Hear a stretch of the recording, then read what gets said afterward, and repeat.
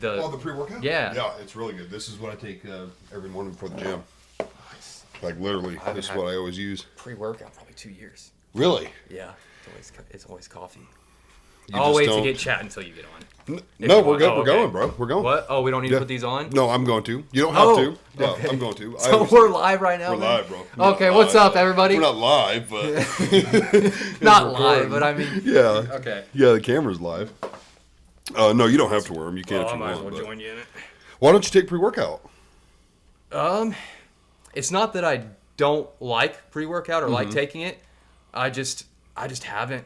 Yeah. I just enjoy my coffee because no matter what, I'm gonna drink coffee that day Mm-hmm. and at least probably 4 cups. Right. Or probably I have a small coffee pot. Yeah. So it's usually one of those a day. Right. So even if I were to take pre-workout, I would still drink coffee. So I figure, man, that's a lot of caffeine. Yeah, it would be. But like I remember like high school thinking pre-workout was just something to like wake you up, get you all amped up and stuff. Mm-hmm. I'm sure some of them maybe that's all they do, but like this one actually has stuff in it that's going to increase and affect the pump. When you're Oh, in the nice. gym. Yeah. Okay.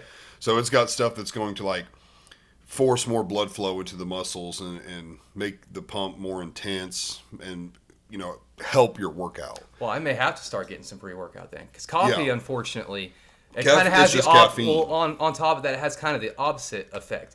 It'll kind of drain the pump away from you a little bit. I don't know if you knew that, but if you- does coffee dry you out like wine Yes. does or something? I wouldn't necessarily say as much as wine does, Right. but it'll definitely dry you out. I would give this a shot before the gym. Okay. Have you met Max? I have not. I think That's weird. I've either seen him on your podcast or I've seen his Facebook. Yeah. Yeah, normally we work out together.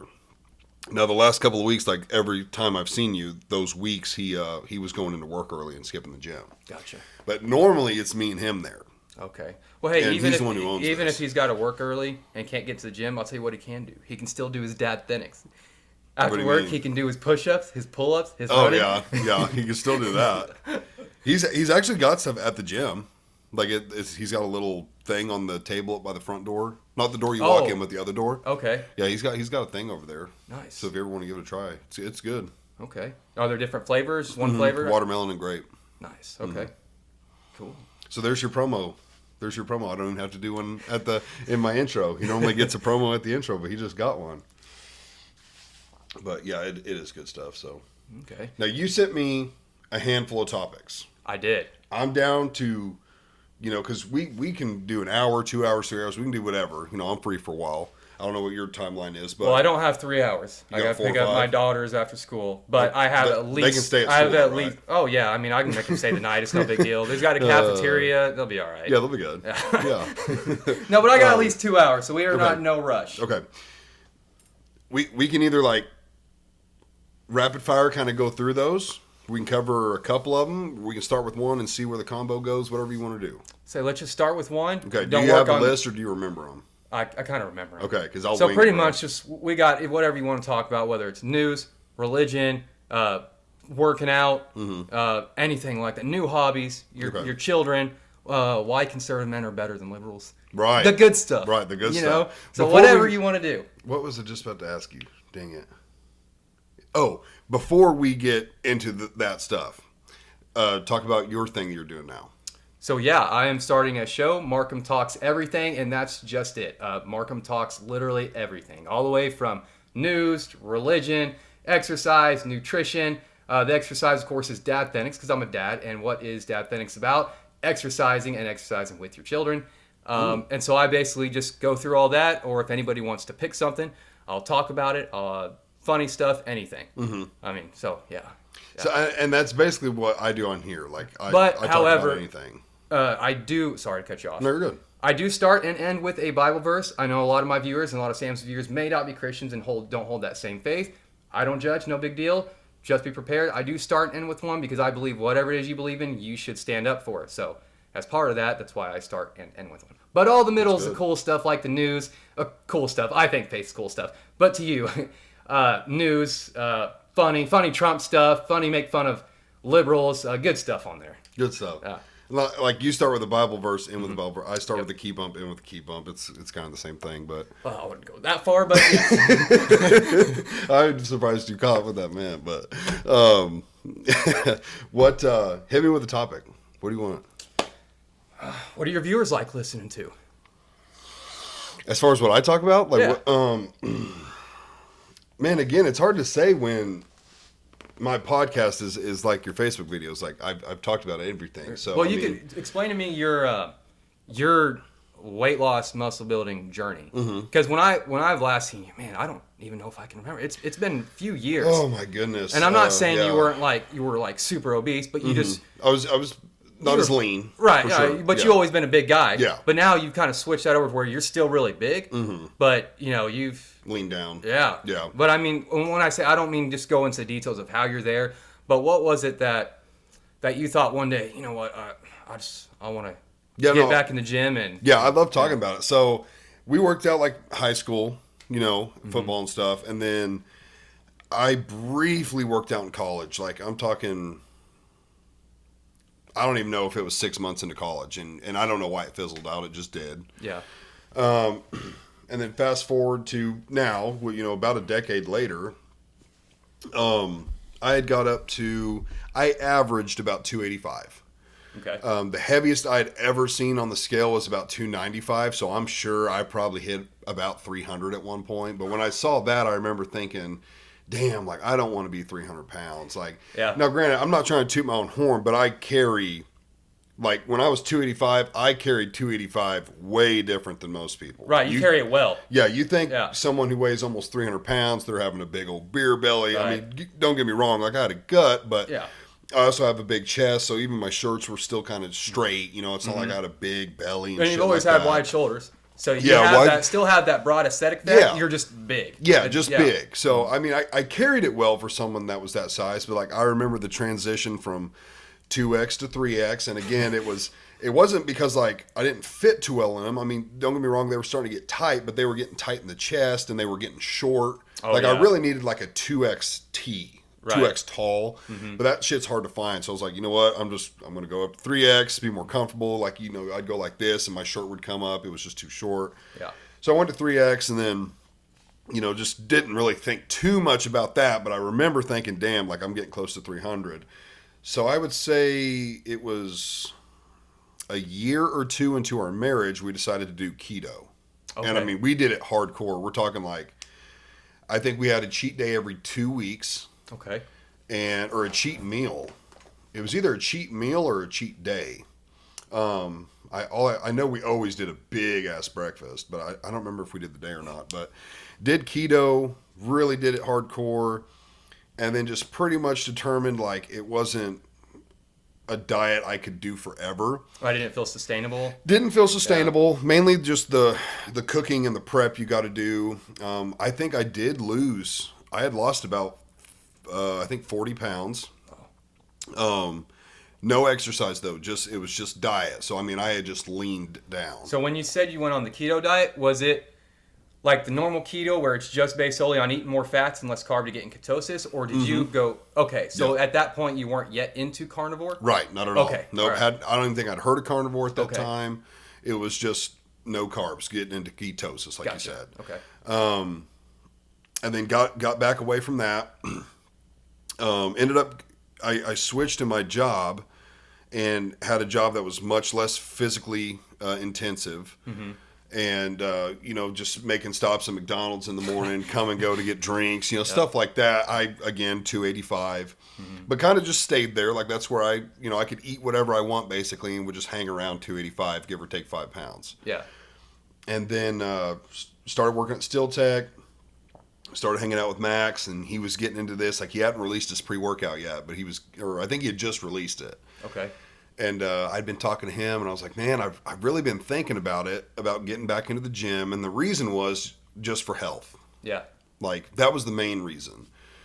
And I was like, man, but I've been out of the gym so long. Like I feel like if I go, I won't really know what to do. Like I just haven't done my research, and I really like having a partner. Yeah. Which now I can work out by myself or with a partner. I'm good either way, but I do like having a partner, especially on heavier days, heavier lifts, just for safety reasons. But Yeah. we were talking, and I was like, well, if I ever find someone that wants to go, and it works for my schedule, like I'd go back. And of course, we work the same job, we have the same work schedule.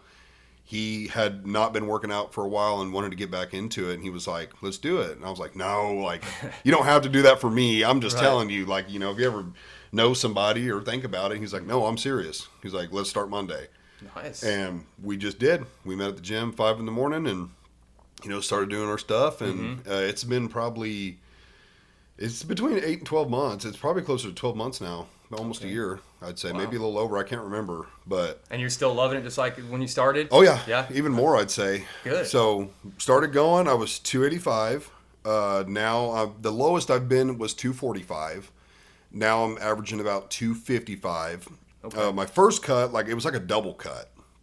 So a double cut. Well, so I tried basically eating in a calorie deficit and lost about 20 pounds and then kind of plateaued. Yeah. And I was like, man, I'm going to try something else. I've been seeing carnivore everywhere, TikTok, Facebook. And I was like, that's a diet I could get behind. Like, I love meat, love eggs. I could do this. And me personally, carbs stick to me. Not only they stick, but I think you're like me when it comes to carbs. Once you have a few, you want more. Yeah, you're just craving more, and it's almost like you can't get to the point where you stop. You're just still hungry. Exactly. So gave carnivore a try, lost another 20, and I was like, man, and plateaued again. But at that point, my nephew's an amateur bodybuilder. I was talking to him, and he was like, I think you need to go on a bulk. Like, you've ran this for 6 or 8 months. Yeah. Like, your body's probably just going to stay there. You need to bulk back up, put on some muscle, and then try it again. Yeah. So that's what I did. Got up to I'd gained 15 pounds. I went from 245 to 260.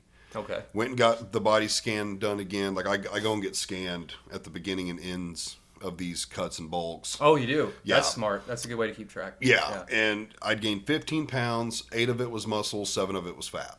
So I was like, hey, that's not too shabby. Like, I was plenty happy with that. Because that was I think I put on 8 pounds of muscle in it was either 2 or 3 months. Okay. So I was like, okay. I mean, I was running stuff and running a pretty heavy cycle, but I was like, hey, I'm happy with that. Either way, that's good process whether you are or not taking it. That's good progress. It's pretty good. So, but I'm cutting back again, and now I've noticed, I feel like with my body composition, if I don't really get in a serious cut, it's going to be hard to get below 255, 250 with the amount of muscle I carry. Yeah. I probably need to have a coach and or a nutritionist because I've also been told, Joe, I think Curtis told me this, you can eat too little and you won't lose weight. That's 100% true. And I think that's my problem at this point, but it's hard for me to understand, maybe I should eat 3,000 calories of just cleaner food, which I eat fairly clean anyways. But if I eat more clean food, it would actually help me lose weight. It's a hard thing for me to grasp. But at this point, I just don't want to pay for that kind of stuff right now. It's not like I'm trying to get into a show or I have no interest in doing anything like that. The gym for me now is I'd say it's 3 things. It's health. Being at a healthier body fat percentage. Yeah. It's vanity. I like to look good. I want to look good for my wife. I want to look good for myself. So I just want to look better. Right. And then the third thing would be mental. Yeah. Going to the gym in the morning. I like going in the morning. I do it before work and to get there early. Give myself time to wake up, get my workout in, check it off the list, it's done for the day. I don't have to do it after work. I've accomplished something. I'd say it's more than just a check off also. You've already got one achievement, one accomplishment exactly. to start the day. Before 6 in the morning, I've already done it. So it's a huge mental thing to where now, I have to go to the gym before work. Yeah. I just have to do it. Otherwise, your whole day will just be it's ruined. The day is ruined. ruined. Went to the gym. Yes, that's really how it is for me. So those are the 3 reasons I go now, but I look back sometimes, it's I can't believe I ever quit going. How much bigger could I be or leaner could I be or just physically fit in whatever way. But and also what kind of mental state you could be in right now too for all that. And I've told some people that I'm like, it's not just a physical thing. It's a mental thing too, because you push yourself and you feel accomplished. And again, you don't want to go in there with the mindset of, I'm fat and overweight and I'm going to lose 40 pounds in a month. Like, you need to chill about that. Like, it is a slow grind, and the grind is easier at the beginning. Right. Like, if you're heavy and you're trying to lose weight, I guarantee you the weight will come off quicker in the first month or two, and then it's going to slow down. But that's no reason to quit. Mm-hmm. You just got to look at the long-term goals. Same with putting on muscle. You probably put some muscle on pretty quick, and then it's going to start slowing down. But that's kind of the beauty of it. I'm a high tenacity person, which is like to see things finished and accomplished. So it's more of a long-term thing, which I get more enjoyment out of long-term tenacity than I do short-term. Yeah. So it's like, oh, well, you might have only averaged like a pound this week, or this 2 weeks you lost like a pound. Mm-hmm. It's like, yeah, but in the last year I've lost 40. Right. That sounds way better than, oh, I only lost a pound this month. Well, on top of that, with having that long-term mindset, you don't get burned out. Right. Like if you had the short term, like, I'm just going to hurry up and get to this weight. Right. And then at that point, once you're that way, you're like, oh, finally I got here, but I don't really want to do this anymore. But if you actually get into it for a long time and think, this is a forever kind of thing, whether I'm bulking or cutting, I'm still in the gym, getting fitter and getting better and getting stronger. And that's a lot of people's downfall in the gym, is they'll have this goal, I want to lose 20 pounds. Mm-hmm. They'll lose 20 pounds, and then they'll quit going to the gym. Yep. And then they're surprised when they gain 30, and, then they're like, well, what happened? Like, I got to go back to the gym now. And then they do it again. And then they stop again. And it's like, dude, the gym is a never-ending thing. Yeah. Like, you're never going to get to a certain point, and then you can just stop going and think you're going to stay that way. Yeah. Oh, for sure. And I think, like, people should find, and that's another thing with, I think a lot of the problem is with those kind of people is they focus solely on doing, like, a certain, like, feel like they have to pick between bodybuilding or something else, rather than just finding maybe something that just seems weird, or just a different exercise they like doing at the gym that keeps them in shape and keeps it in a long-term thing because they like doing it, rather than just picking something because you think that's the only way to get there, and then hating it. Right. There's so many different things you can go to the gym for. Like, you can go to the gym to be a power lifter. Mm-hmm. You can go to the gym to be a bodybuilder. You can go to the gym just to get healthy and maintain. Yeah. Like, you can go to the gym to be a cardio bunny if that's your thing. Yeah. Whatever just you get want on the treadmill. I mean, a lot of people will reach a certain point that they're comfortable with, or they maybe like the aesthetics of how they look, or maybe they come to terms like, I'm 250 pounds, and unless I sacrifice my life to this, I'm not going to get down to 200. Some people, and then the other way, some people are 150 pounds and they're just, unless they're willing to quit their job, eat 24/7, sleep 24/7, take insane amounts of gears, they're not going to get up to 200. Like, it's about your genetics and your body type. And once you come to terms with, okay, this is the healthiest version of me. Wait, I'm sorry. Can you back up for a second? Mm-hmm. When you said, if you're 150 pounds, you said you can't get to 200 without. Were you being serious, or were you being? Well, what I'm saying is, like, if you're naturally 150 pounds, okay. Oh, I see. You're not just going to gain 50 pounds of muscle anytime soon. Yeah, I get you. Yeah, you're better to come to terms with, hey, I put on 25 pounds and I look really good. Right. Or even come to terms with, hey, it's been 2 months, but I put 5-10 pounds of muscle on. Right. That's where we come into that forever long-term thing. Yes, because there's a thing with body types. I mean, if you naturally walk around at 300 and you're a bigger built person, and you have this dream of being a 150-pound beanpole, compared to what you used to look like, that's going to take more dedication than you probably think. Buddy, you're looking at that beanpole right now. Right. For what I was. Right. Yeah, I mean, you've lost a lot of weight. How much weight have you lost? Well, I wasn't as heavy as you. I sure felt like it then. I felt 300. I probably only got up to 240. So like I probably was my senior year of high school, but I would say a little bigger. I probably had a little more muscle on me because I wasn't drinking them when I got big this time like I did in high school. A lot of McDonald's. Right. I'm talking, buddy, I would eat 2 McChickens, 2 McDoubles, large fries, Coke. I would have that every night on top of eating everything else, Right. And then I did kind of like you did. I didn't start out doing the keto. I started straight into the carnivore. I loved it. I'd wake up, eat salmon, 8 eggs, steak for lunch and dinner, eggs for dinner. I loved it for a while. But like what happened to you, you get to the point where you're not losing no more weight. Mm-hmm. You're like, man, but if I eat more, I'm just going to gain weight. So Right. what do I got to do to lose weight? Should I just continue to starve myself, or do I just Mm-hmm. add in a little bit? Well, I added in a little bit for a little while. Probably got back up to close to 200, and then man, I was eating a lot of rice, a lot of carbs, and I was like, man, I kind of miss being a little leaner. Because as I grew up, I was never skinny. So I was always used to being overweight or fat and stuff. And so this was the first time in my life I've experienced being thinner. Right. And I love it. I still do. But I plan on adding a few more pounds, but I'm kind of okay where I'm at right now. But so then I didn't take out the carbs the next time. I started fasting a lot more. So I also wanted to challenge myself mentally because the gym gets so challenging, but I wanted more. So I was like, okay, well, at first it wasn't like I'm choosing to do this. Really, it came through some unfortunate circumstances that caused me to fast for a little while. Still is a choice, but I made it 2 or 3 days, and then I went back and forth on that. So then I would do maybe 2 days every week or 2 weeks, and then now I've kind of pushed that down a little bit, and it's like a 24-hour fast every 2 weeks. Yeah. So I don't fast near as much. That's only for like a season where I'm wanting to get into a different headspace and really challenge myself. But yeah, my weight loss journey has been pretty good. I've had ups and downs like you have, trying to figure out what the right process and everything is like that, what the right foods are, when to eat them, timing. And that's another thing I found out. I'm sure you found out too, timing with eating, with your carbs, is very important. I found I will not add any fat if I'm eating a lot of my carbs right before and right after I work out. And that is pretty much all the time. It's consistently rice. Yeah. Not really much chicken. I like fattier meats, so I do ground beef. I throw it in there and I drench that bad boy in olive oil and salt, and it's good stuff. But so I've kind of been able to find where I like being and what works, and at the same time being able to keep my energy, because when I was doing the carnival like you were, I was also running and stuff too. Yeah. And I was just like, man. But the thing is, I wasn't necessarily tired.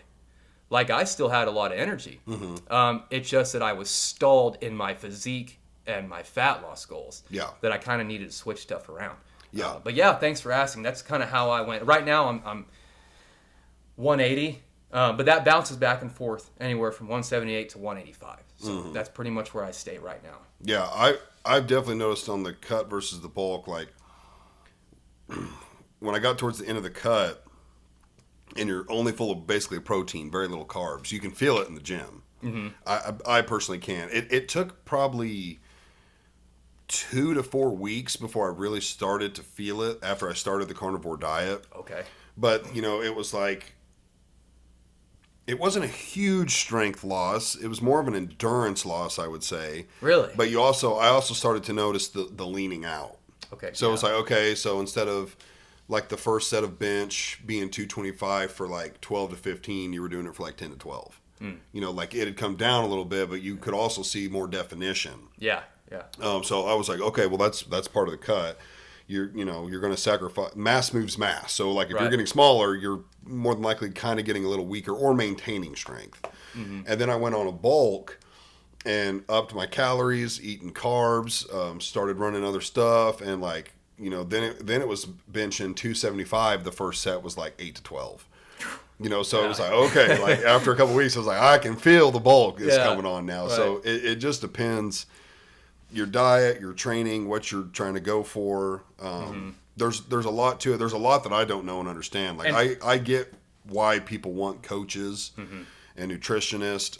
Obviously, if you're going to compete, you have to have people like that in your corner. But I have no desire to compete. Will never do anything like that. Well, don't say never. You never know, Sam.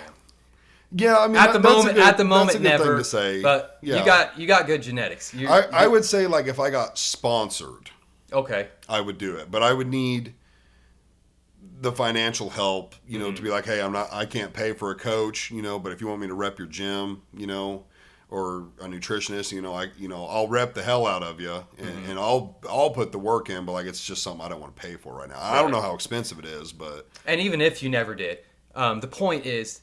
You're good at you're good at lifting. You built a great physique, so that somewhere down the road you may change your mind and want to, and you definitely could do that.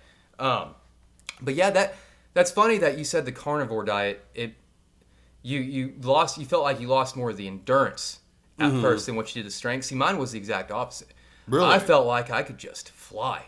I mean, for forever. But when it came to Interesting. lifting, that's where I started getting a little bit of the not injuries, but the joint soreness and the cracking and popping in my shoulders and knees and stuff. Like, oh, I better add carbs. And now that I add carbs, I wouldn't say it makes my running worse, but I can definitely feel them in me to where it feels like my run's a little heavier. Right. Which, of course, it's going to be a little bit heavier. Yeah. But my point is, when I was on the carnivore, the endurance was up as the highest it's ever been. See, I didn't notice anything like that. Like I've never noticed like shoulder pain or anything. I didn't start having any ailments like that until I started taking Winstrol, which I think I'm too big for Winstrol. Winstrol is supposed to like lean you out, kind of dry you out. I started taking that, and I did notice like an increase in vascularity. I was also losing weight still, so fat was coming off, so you could see it more. But a little while into that, I was like, okay, now I'm starting to feel, because its nickname is Winnie. It's kind of known for that, like having joint pain and stuff. And I started feeling that. I was like, yeah, I'm going to get off of it because I'm still just too big for it to like really. Well, just so your audience knows, my joint pain was not from, what's it called? Winstrol. Yeah. Yours is from diets. That's when I noticed. Mine's because I stopped eating enough and got too skinny and tried lifting too much. So. That's when I noticed my joint pain was from that. So I was like, yeah, I'm going to lay off that, and because I'm still nursing. I think it's a tendon, but my left bicep, like last week, I didn't even do bis because about 2 months now on back and bi day. We hit back first, and then by the time we would hit biceps, like right here in the ditch of your elbow, like it would just throbbing. Really? And at first I was like, thinking, well, man, like the pump is just intense, like it's hurting. Mm-hmm. And it kept happening. And I was like, no, that's not the pump. That's localized right here in the elbow area. Yeah. And so I don't know. I'll probably go at least a couple more weeks and not train bis. I tell you what, the pump, that is something I do miss about being a lot bigger. Mm-hmm. It's because the pump does feel great. Yes. It does. It does. Now, I don't ever really get a pump. I mean, kind of. Like, I can feel it, but it's not like it is when, you're 50 pounds heavier than what you are at the moment. Right. I've had somebody tell me that, and they're a lot smaller body composition than I am. They're probably, I'd say be about your size. Thanks, Sam. I'm not saying you're small. Smaller than Sam, everybody. He had to make it known to his audience. I did not say small. I said smaller. I'm just teasing. You're good. But he was telling me that. He was like, I've never got a pump before. And I was like, what the fuck are you talking about? Well, I've had a pump. Right, but he said he never. Whoa. And I was like... But does he lift? Yes. Okay, and he just hasn't felt or ever experienced a pump. So we worked out a little bit together. And I was like, okay, well, he likes to strength train. Mm-hmm. I was like, okay, I don't do that. And he's like, you don't train for strength? Like, he tracks his stuff. So, like, if you benched 135 pounds 5 times, then next week, you want to bench either one more rep or put, like, 5 extra pounds on and do the same. Like, you want to track your progression to make sure you're kind of like stronger. what we did in high school. Yeah. Mm-hmm. I don't care about that. I'm more bodybuilder mentality. It's strictly the pump. I don't care if it's heavy or light. Mm-hmm. I prefer light, to get a better pump. So that's why, like, on cuts, I do 225. Now, was this because he was skinny, or was it maybe he didn't have the mind-muscle connection yet? I don't know. So we had a workout together, and I remember we were training arms, and I think we were doing roughly the same weight. I think I was going light. We had the straight bar. I just had 10s on it, going for really high rep. And he had the 10s on. And I was like, why don't you go down to the 5s? Mm-hmm. Like, get some more reps. I was like, I could do 25s, but like I want the reps. Right. Get the feel of it, get the squeeze, get the pump. Yep. So we dropped his weight. He did some reps, and I was like, you weren't even close to failure. I was like, you had a lot more in the tank. So loaded it back up, did it again, got him to failure, and did that a couple times. And, I was like, did you feel that? He's like, no, not really. I was like, damn, that should have had you throbbing by now. We went to failure like 4 times. Jeez. And nothing, huh? And nothing. So I was like, I don't personally understand that. And like I said, I don't, even did you without give him this stuff? Well, he didn't have this. Without this, I'll get a pump. But with this pre-workout, you'll notice a difference in the pump. Like, I'm not a scientist. Max understands the ingredients and what they do, but the things that are in here are more pump related. You know, so like it's got high caffeine, it's got all that stuff, but this pre-workout is like more for the serious Right, it's person. less on the itch and like There's real no hot. itch in it. Yeah, okay, there's no itch in No it. itch in it. Nice. That's called, Yeah, what is that stuff called again? I think it's called beta alanine. Yes, you're Okay. right. It is beta alanine. It has Yep. none in it. Okay. Which I like. You like the beta alanine or you don't like it being? I don't like. Okay, so that's perfect for you. Yes, it's perfect for me because I Gotcha. don't like Okay. it. I've got free samples in the mail, like signing up for stuff, and they'll send you some free samples. And I tried theirs, and it had the beta alanine in it. And by the time I got to the gym, bro, I was so damn itchy and hot. My head was hot. I was like, yeah, this ain't for me. I hate this shit. Yeah, I've had 3 scoops of that at one sitting at one time. Yeah. It's the worst experience I think anybody could ever have. Yeah, it's so brutal. much. Like once you take 3, you feel like you're gonna die. I was throwing up, couldn't even focus. It was brutal. Never again. From what Max has told me, that stuff does actually nothing for you as far as like energy or the pump. It's a mental thing. They put it in there so you physically feel Like you're energized up, Yeah. but you're not. it's a mind thing. It Well, physically feels it. Even if it is, I'll tell you what, 1 scoop of Jack's, whether it's supposed to do that or not, you're going to be feeling pretty amped. Right. Do you remember the old school Jack?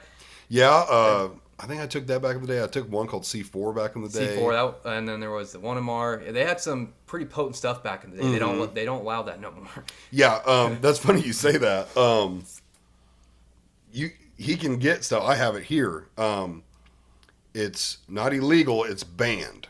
There's a big difference. So illegal Okay. is like, illegal. Against the law. But what's Banned banned? is if you were to take this and then compete in a competition that does like drug testing, they would test for this substance. It's not illegal, but it's Okay. banned in like powerlifting and stuff. A pre-workout? No, not a pre-workout, Oh. but stuff that One of the things that was in it? you can get with this. Okay, I see what Yeah. you're saying. So that stuff's perfect for you then. You don't have the itch. You get really, really good pumps. Yeah, Real energy and focus. that's the main thing. I'm probably going to have to try that then. I mean, don't get me wrong. I do like feeling the little itch. Because I think, like you said, because it's a mental thing in you, you feel like you're energized too.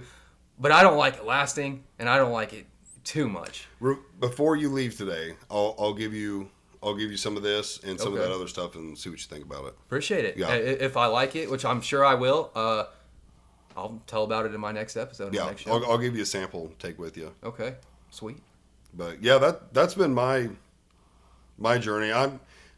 When I entered this second cut, because I only bulked for a month or two, and I don't know.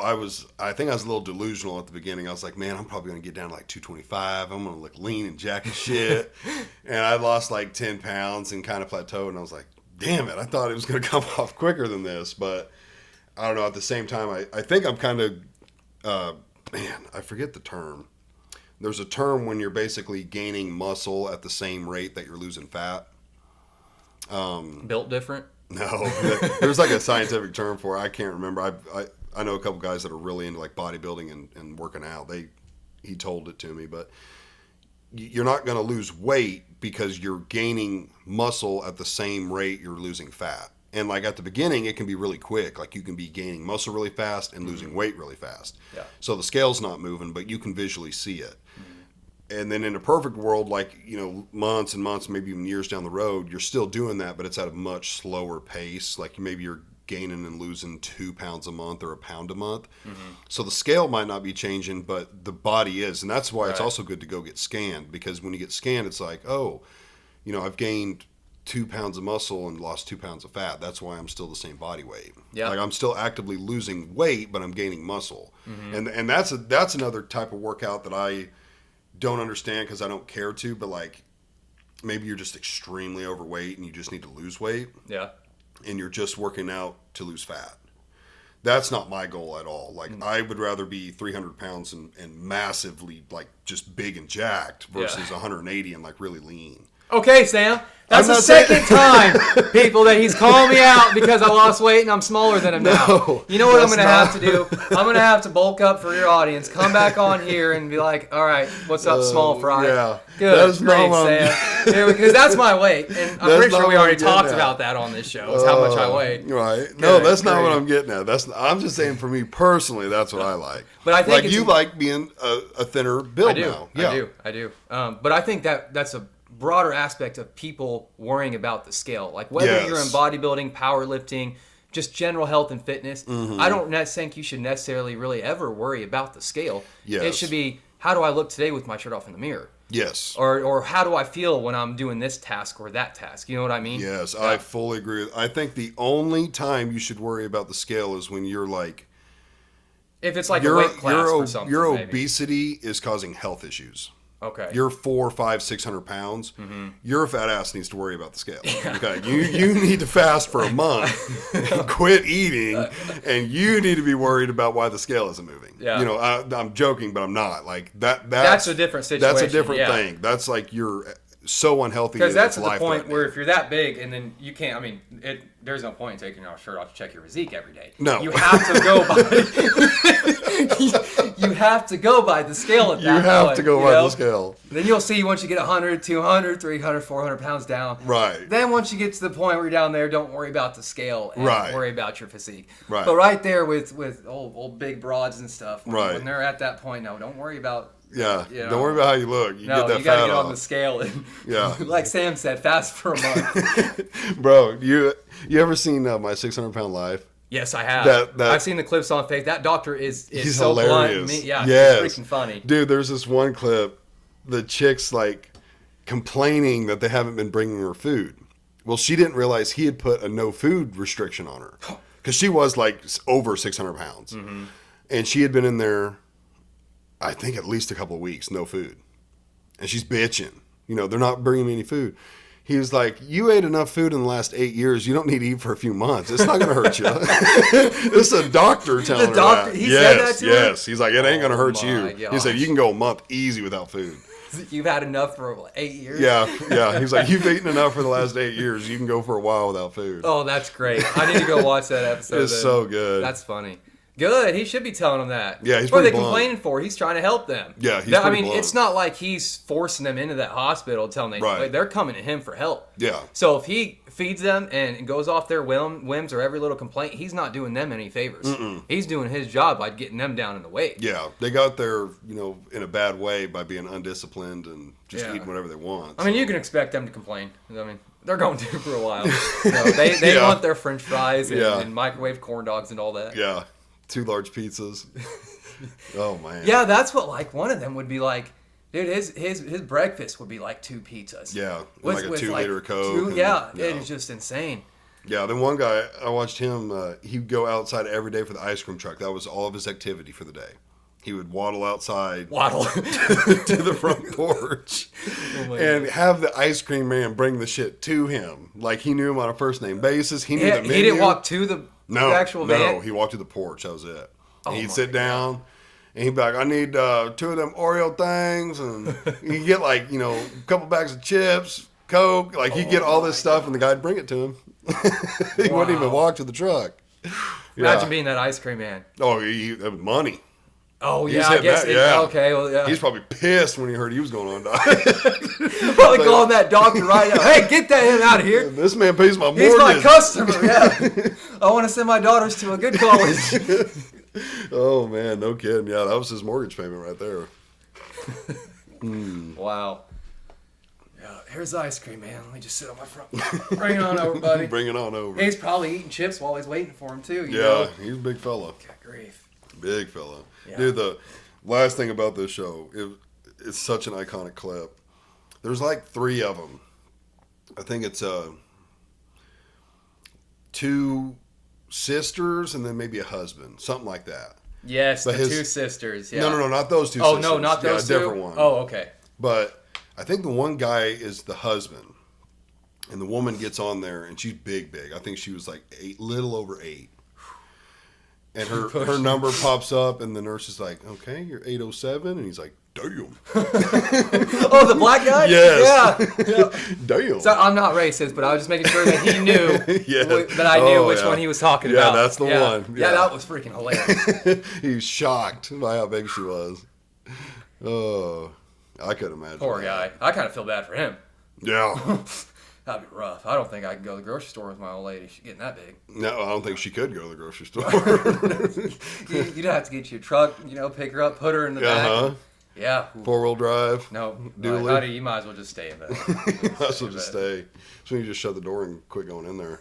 No more food. No food for a month. Yeah. All right, we covered working out. Yeah. What was another big one you wanted? Well, let's see. Got working out. Do a little transition here. Yeah. Get into some news. Okay. What all's going on with Israel and Iran right now? That's a big deal. I'm not a huge news watcher. Most I get my news from is like Facebook and TikTok. Mm-hmm. So that's fine. That's most of my news is YouTube. Mm-hmm. I didn't know TikTok had news.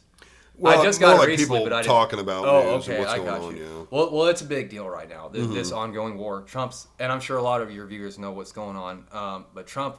So we were wondering, is he going to send our military? Because we of course already have military in the Middle East. Mm-hmm. They're already over there. It's no secret. The thing is now whether Trump is going to use the U.S. resources and U.S. weapons to send after Iran's nuclear facility. Because right now it's just Israel's. I mean, we are kind of helping Israel with certain resources, but we haven't necessarily jumped into the fact of sending our own military weapons. Because it's going to be, most likely, it's going to be an air game.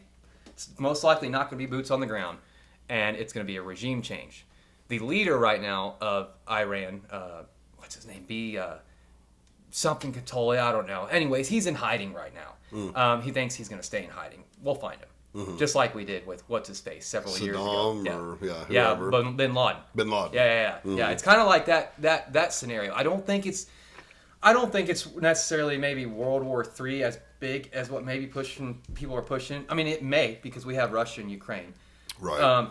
However, if we can topple Iran's regime and this guy out of there, we have a lot better chance at settling this diplomatically if he's gone and somebody else comes in. But it's real important to support the U.S. in this, because Israel is our number one ally. And number one ally in what way? Because they don't have much to offer. There's not much there, as far as like personnel. As their personnel. Like their military. So I don't mean they're offering us personnel assistance. I mean, they have the whole United Nations. Israel's part of the United Nations. Mm-hmm. We have those resources. But I mean help as in like, there is a lot of Israelis in America doing a lot of good things right now. But the issue is, I think how to put this, and I'm not saying I don't think we should necessarily send our resources to bomb if Israel can do it and they get the intelligence on it. But what I'm saying is we should support Israel.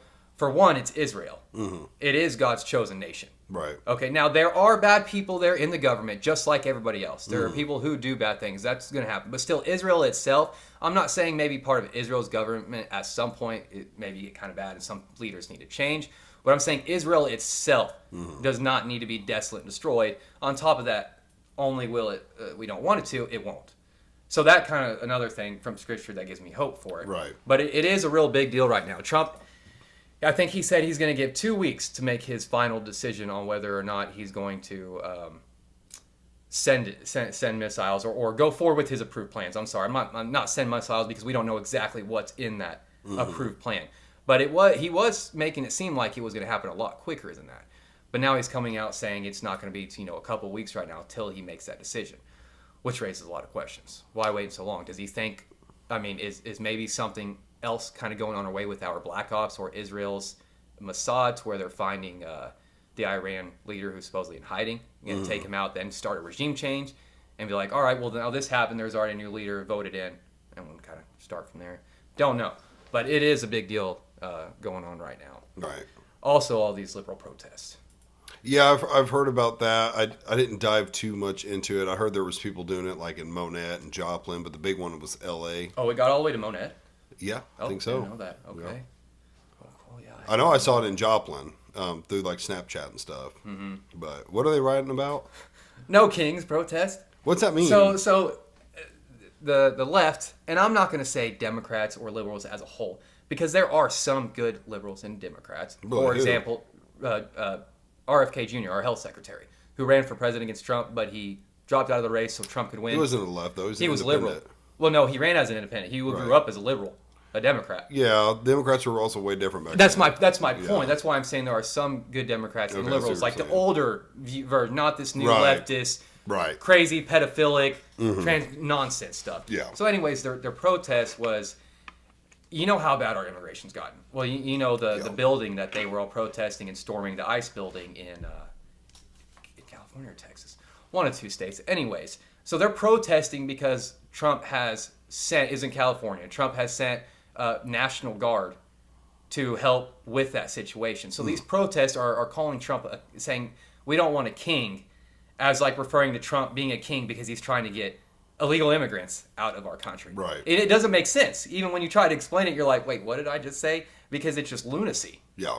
Of course he's not a king, but he is still our president. And he does have the executive power, and he should be doing it anyways. Yeah. We shouldn't want illegal immigrants over here. Right. We should want legal immigrants. Right. We are a nation of immigrants. The whole term illegal immigrants is saying they're doing something illegal. Just Exactly. being here illegally is illegal. And it may not seem right or fair, but that is our law. And they are more than welcome to come over here legally to Right. go through the process. I mean, America opens immigrants with open arms.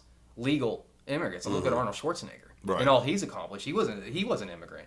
You know, just do it the legal way, and you'd be all right. Right. But these illegal ones, and the worst part of it is the illegals that are doing all this terrorism, domestic violence. It's just bad. You know, all the It's a bad killings, look the for them, rape. too. They're not helping anybody out. Right. So yeah, we need to stop it. But yeah, that's what the No Kings protest is about. Mind-boggling. It is. It is. You can't really ever wrap your head around it, like how people get to thinking like that. Well, they like being here and getting all the free shit and free health care. Well, no, not the ones crossing over. I'm talking about our own people sticking up for the legals crossing over. Yeah, that's just because they're brainwashed and that's what they've been told by the news to, Orange Man bad and whatever he says, you need to go against it. Well, see, I think it's got to be more than just the news. Because a lot of these people, well, maybe not a lot, but some, we went to school with. And the TVs around here, what you get here, I mean, there is CNN, of course. There are always two Right. views.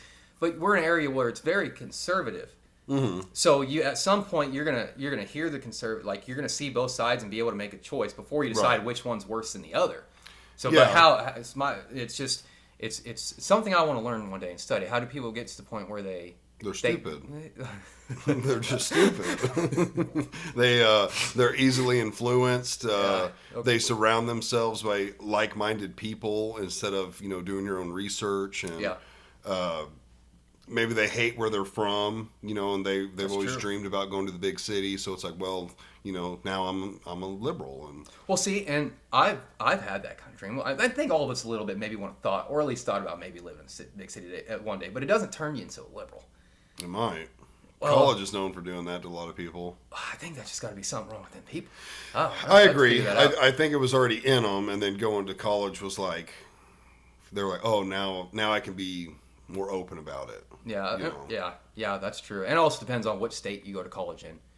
Yeah. But, a lot of that matters too. Yeah, like I'm assuming if you went to, Texas Tech or Texas University versus, Like USC or something, Yeah. there's going to be different people there. Quite a bit different people. Yeah, of course. College in the South, I would think there's definitely, Democrats and liberal-minded people there, but There are. But probably they usually not have as like many. their smaller clique. Right. And you usually find those people, and it's almost, I can't say every time, because of course I haven't been to every college, but I have been to college. You usually find them in like the theater, acting, like that kind the of. artsy. Right. And those Yeah. same people came from the high school in like the cliques of like the goth, punk, Right. skater, weird kind Yeah. of. It's a weird. Yeah, it's a- they migrate to there because everybody over there is kind of like that, like pink hair, blue hair. They're all kind of those artsy artsy. type people. So they feel welcomed. That's like, oh, you're a freak like me. We're gonna get along great. But see, what's weird is that's what I went there for. What do you mean? Don't judge me, audience. That's what I went to college for, and I am about as conservative as it gets. You went there to For theater over theater. and acting, yeah. Yeah, I never dyed my hair. I never turned liberal. Right. And I moved to a big city. and you didn't make it though. And I never turned liberal. That's I'm why. on my way. You I'm on my way. Marcum talks everything every night on my Facebook, Jacob Marcum. didn't- Make sure to stay tuned in. You didn't go to the satanic Freemason Hollywood no. meeting and No, stuff. no, That's why. no. Oh, You didn't sell your soul. No, I didn't. No, but yeah, it's definitely some strange characters in those groups. But I that's what I'm saying. I don't know where it starts from because I've been in these places. May not have made it as an actor, but it still didn't get rid of my enjoyment of it. Because those liberal actors, most of them don't make it either. Right. That you go there, you know what I mean? Mm-hmm. And you have a lot of conservative actors. So it's puzzling how you go from, young child normal to maybe preteen kind of normal to suddenly veering off to just lunacy. Yeah, and I'd say some of it's upbringing. Like if your parents were that way, there's a good chance you'll be that way. That does have an effect, yeah. And it can have the opposite effect. Like if your parents are like, your dad's a preacher and he's hardcore, and next thing you know, it's like, I'm leaving the church. I don't want nothing to do with this because you're being rebellious. Right. So it can go both ways. Do you think there's any hope for them? No. No, very little. No, very little. Yeah. Very little. They've made it a point to themselves to where they have. You know what? I say that it does seem like there's a change happening. You saw it with Trump's election that these young adults, people our age who in their early 20s were really going off the deep end with this left shit, and even some older people that were Democratic, but they can't relate to the left or the liberals. I'm going to separate them. There's like Democrats and liberals. Liberals are the pink hair, trannies, stuff like that. Yes. Democrats are just wanting free health care. Right. Yeah, there's a big free difference. Free healthcare, more taxes, and the liberals, you got the pink hair. Yeah, they want everyone's wieners chopped off and stuff like that. Yeah. They can't relate to each other. Mm-hmm. And so this last election, I feel like a lot of those Democrats were like, this shit's getting so crazy. Like, we're going to get Trump in and hopefully this can like simmer down. Well, that's funny that you said, because it's like the left liberals forced themselves into not being in power. Yeah. By doing that. Yeah. Because now the people because most of these lefties, it's not them that's got the money and power. Right. It's the Democrats that they want in power to support these ideas. Mm-hmm. Well, now they're causing their Democratic, leaders to say, no, this is just too crazy. Mm-hmm. We may not like Trump, but we got to kind of go on that side because he at least knows what he's talking about, and he's not delved into this world of just idiocy and perversiveness and all types of crazy stuff. And I do think a lot of people are kind of waking up. There's probably always been a transition around 30-ish when, especially men. Women, I'd say, are more, if they go left at 18, they'll probably be that way their whole life. Not all, but more likely. Mm-hmm. Whereas a man, or a boy at 18, is liberal. Maybe by the time they become a man at like 30, they got a couple kids and they got a job, and it's like, you know what, I am sick and tired of, paying more in taxes and my whole check goes to the grocery store. And then they start realizing, okay, now what's this Republican thing about? Well, also, I think maybe it's the women staying on it for so long, if ever, or if not ever, is because it's easier for them to be liberal. It's easier for women to associate with pink hair and screaming and acting that way. It's nothing against women. I'm just saying it's easier for them to be a part of that without it affecting directly their conscience. Right. You have a male or a man, and he's in that. At some point, for men, it's like, oh man, what am I doing? Why am I surrounding myself with these women and dressing like this and acting and talking like this and supporting all this perversiveness and crap? You know what I mean? And so I think they kind of wake up. Like you said, 30s or maybe even later, just like, wait, I can't support this no more. Well, and as a conservative, which we don't deal with this around here, but, like if you're a conservative in LA, you'd have to have thicker skin and be used to being attacked and yelled at and shit. Mm-hmm. And women probably don't want to deal with that. Yeah. They're less confrontational. So it's like, I just want to blend in with the crowd. Right. So, if you were a good Christian girl and, had conservative parents and you moved to LA because you want to do modeling or acting, well, I'm not going to be surprised if you change because you want to fit in with the girlfriends out there and that kind of shit. Whereas a dude is just going to be like, I don't give a fuck what you think. Like, ain't no big deal to me. Well, and a dude, you start making money and you get to go do like movies and stuff like that. Right. What are you going to want to do? You're like, okay, I can lift whenever I want. Right. I can do all this fun stuff, not, get involved in this nonsense. Mm-hmm. I mean, unfortunately, you see a lot of male actors on that side doing that. Yeah. Which is very unfortunate. Well, but, and they want to keep their job, and that's what Hollywood's Yeah. all about. Yeah. Yeah. You don't want to go against what Hollywood thinks. No, and speaking of Hollywood, there was so Elon Musk and Mark Wahlberg and Mel Gibson. Mel Gibson. Mm-hmm. You know, the director of Passion of the Christ. Mm-hmm. So they teamed up, and I don't know how much it was again, some amount of $1 million that they are putting into starting I want to call it a new Hollywood, but they bought some cinema picture thing to where they're changing how Hollywood works now to be more conservative and Christian, to where you're not having to be stuck in these like blood contracts and do all this nasty. Like they're making it, a lot better again. That doesn't surprise me. Gibson and Wahlberg are both like open Christian, or well, I guess they're both Catholics, but Mark Wahlberg's a Catholic. I wouldn't call him open, especially in his movies about his faith necessarily. He's hilarious, not but his movies, but like he is open about it. He prays daily and goes to church. Yeah, they just did that Lenten, didn't they?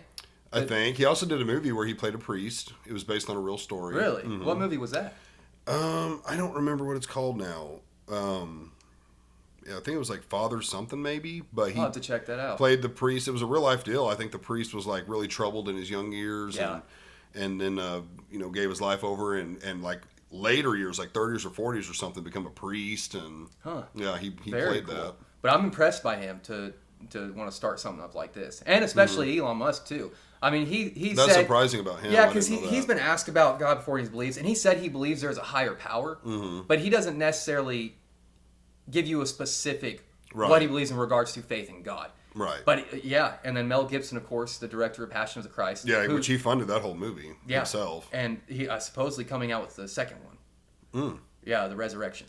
Oh, okay. So hopefully that'll be good. I'm not sure exactly when it comes out yet. But yeah, they're all three teaming up. This was just like the past week that it's came out, past week or two, that they're going to start doing this. So that'd be cool. And then The Chosen, I don't know if you've seen it. That's another series that came out. And they're actually about to start their season 6 and do the crucifixion scene in Italy. The Chosen, is that like a show on Netflix? I don't know if they have it on Netflix. I know they have it on their app. They have it on YouTube. They have it on Prime. Okay.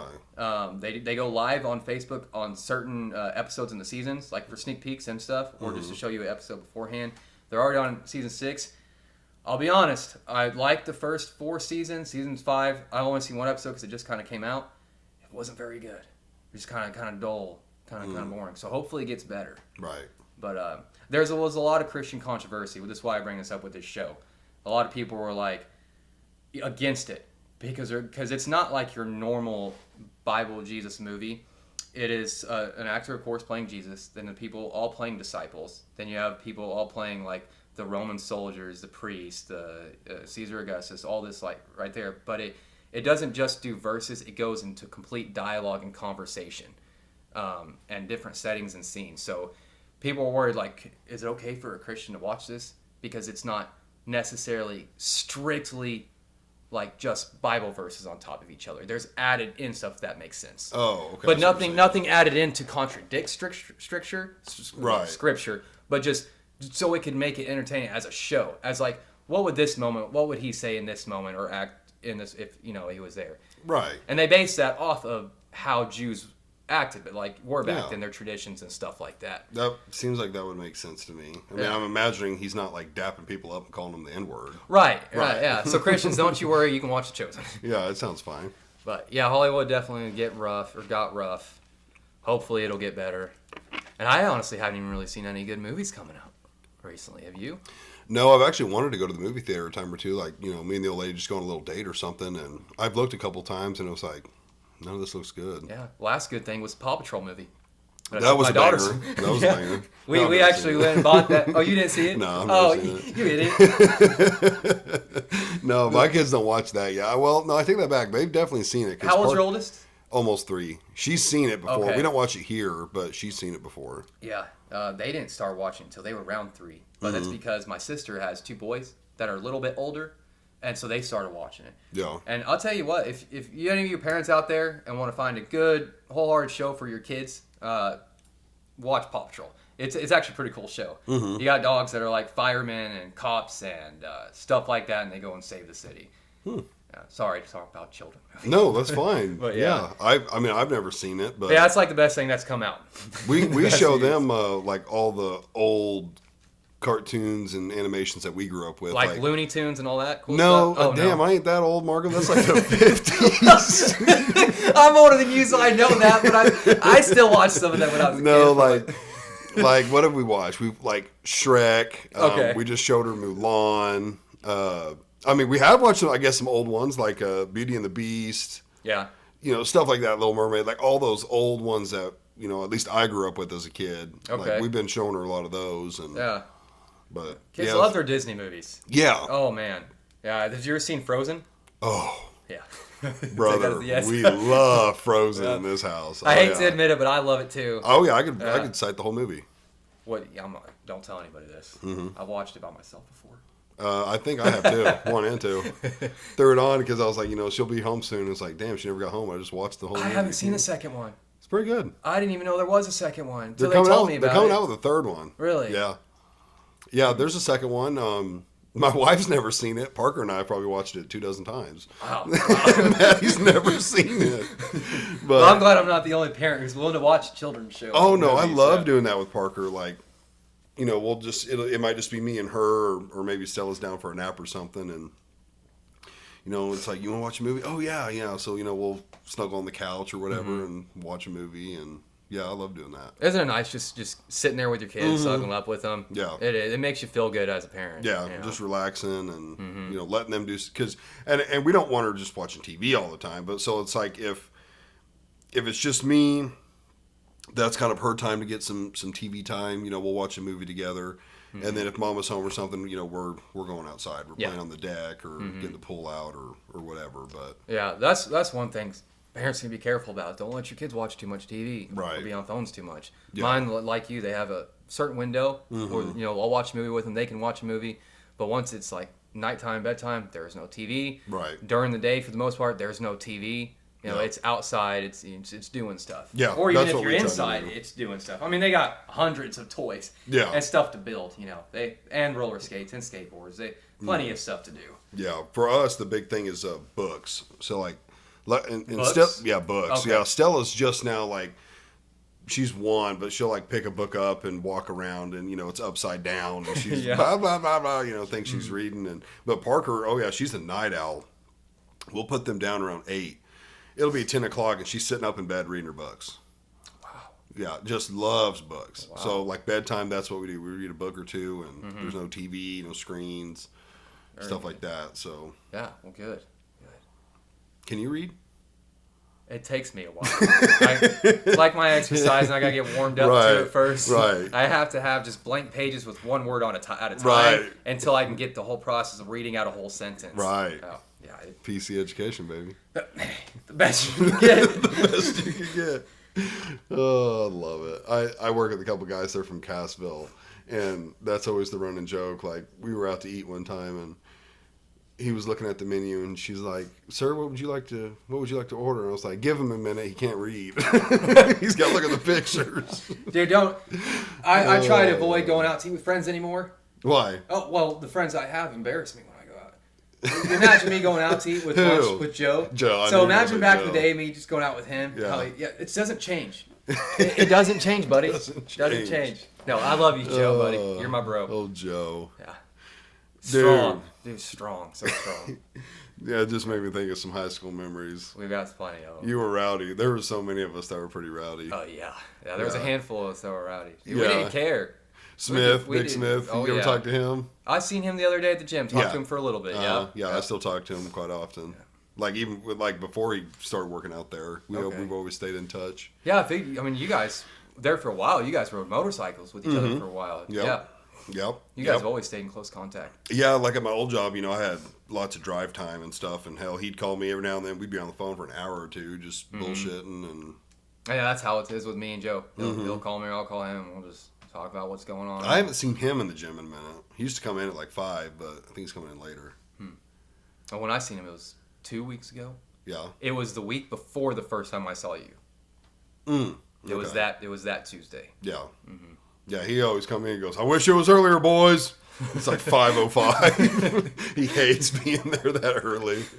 He's a character. Yeah, I like old Jake. He's a good guy. Funny.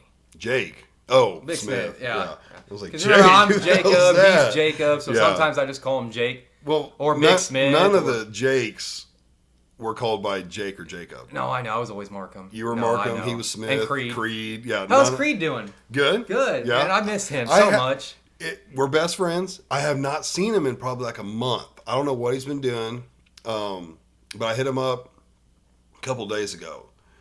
And because I've been trying to get him to come out here. I think he's just kind of being a recluse right now. He's been on your podcast before, hasn't he? Mm-hmm. Yeah. Yep. Yeah, okay. And I was like, hey, Maddie and the girls are going to be gone Saturday. I will beat your ass if you don't come out here and hang out with me. He's like, all right, let me know when. So he's supposed to come out tomorrow. But very cool. Yeah, he's doing good. He's still same old Creed? Mm-hmm. Yeah. Yeah. Good. I miss Creed. Yeah. Yeah. Yeah, love me my old Creed. Dalton, last I know, he's doing good. I don't know. I don't really know. I haven't kept in contact with him. I seen him last year. Went to visit him. Yeah, he's got a couple kids now. He's a painter. Yeah, I do remember that. Yeah, he's really good at painting. But yeah, he's just normal Dalton. He's good. Mm-hmm. Yeah. You were only one grade above me. Who? You. One grade above. No, it's two. Weren't you in Smith's grade? No, I was in Okay, I was yeah. like, I swear. Yeah. That's what I Smith, thought. Joe's, yeah, that whole grade. Yeah. Yep, you're upperclassman, buddy. My upperclassmen. Oh, the old upperclassmen. What's another one of your topics? These are interesting. Well, I mean, we could dive into high school memories. I'm down for that. Remember that yeah. time they smeared shit all over your car? Okay. Next. No, that stuff's got to be saved for my shows. Let's move on. How about on to yeah? Gosh. Once we get into this thing, there's no going back. The cheese on the hood. Yeah. Good stuff. Bro, that was a big tub of cheese too, wasn't it? Like it was one from the cafeteria that they filled up in the line to give to everybody that goes through there.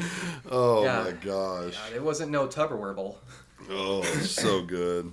Yeah, he wasn't too happy about I got a picture I see every now and then on my Facebook of you. It pops up as an old memory. Really? It was Miss Fitzpatrick's class. Remember we had home ec together? I remember we had home ec, yeah. I think it was like Who else? I think Richard Dodchek was in there. Brianna. Zebra? No. Carter. Yeah, Carter. she was in there. Yeah. Kimberly. Yep. R.I.P. Mm-hmm. She was in there. Yep. And we stuffed you, in that little closet thing? You got into that little cupboard. Yeah. And I've got a picture of you like knees by your chin in Dude, this I bet cupboard. you just crack up every time you see that Every memory. time, dude. I see it like once or twice a year. That's all. I'm glad you told me that. Oh, it cracks me up. I'm like, there's Marcum in that cupboard. Yeah, I remember one time my transmission pretty much stopped working in one of an old piece of junk black pickups I had, and I had to drive it all the way from Pierce City School back home backwards. In reverse. I remember hearing about that. That was rough. Yeah. Didn't you went through a stop sign one time because you lost brakes? Wasn't that you? Yeah, I was with Creed. Yeah. Yep. I was going to the gas station. Creed's like, Mark, you need to slow down. I said, I'm trying. The brakes stopped working. He's, what? And we just flew on through, and I kid you not, a semi came right as we passed through. I have a story just like that. It was me, Laswell, Mike Vincent, and that might have been it. I think it was just the three of us. We left. It's weird. We left Sonic and Neo Show, and I pulled out aggressively, like before them, to where they couldn't pull out at the same time. They got stuck, but I didn't wait for them. And it goes to show it's the butterfly effect, because had I waited a little bit or slowed down, this would have been different. But we're riding from Neo Show, and I think we went through Granby. I don't remember that highway, but we're coming up on what would be J Highway. And there's a intersection there, and I look behind me, and I'm pointing like left to right, like straight left, right. Where do you guys want to go? Mm-hmm. Like, I don't care. And I'm looking, and they're not telling me. And by the time I come back around to look straight, all I see is a stop sign go by me. I stand up because there's like a hump in the road where I'm going over a highway. Mm-hmm. It's like a highway to a highway transition. Okay. And so like I stand up, ride through it, bounce, sit down, look behind me, and a car went by right behind me. And so the whole time I was like, man, had I just been a little bit slower or waited up for him or something, and that car would have been at a different spot by the time I would have went through. That would have been your end right there. Yeah. So I remember I turned around and went back to him, and they were like, "Holy shit! Did you not see that sign in the car?" I said, "Nope, sure didn't." Well, at least I can say mine wasn't from not paying attention. I just had a piece of crap vehicle. Right. No, but I think we probably had that butterfly effect with us in high school probably a lot more often than we think. Right. We did some crazy stuff. Oh yeah. Yeah.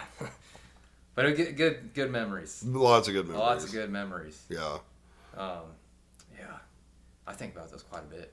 Yeah, they were fun. Yeah. Life was a lot more simple back then. I remember throwing up on one of the first times I tried chew. Yeah, right? that's common. At Creed's house. Yeah. Right in the front yard. That's common. A lot of people do that. Well, it wasn't my first time. I did it probably a couple of times. Well, what's weird is you gave me my first chew. Yeah? But I never threw up on it. It was a good old Grizzly Wintergreen. Grizzly on the bus Wintergreen. back from that JV game. Yeah. Yep. Yeah. I mean, it gave me the spins. Oh, yeah. But man, when I tried that skull, there was nothing like it. Nothing like it. Yeah. That's surprising because Creed didn't chew skull that I knew of. No, but I wasn't just with Creed. Oh. It was me. I think you were there. Maybe. Oh. I think you were there too. Because I made some god awful noise or said like "F you" as I was throwing out to Dalton and you guys because you guys were laughing because I was throwing it out. So I was, you. Yeah. And yeah. Dude, I'm not gonna say what we were doing. You might remember it. Don't say what we were doing. Okay.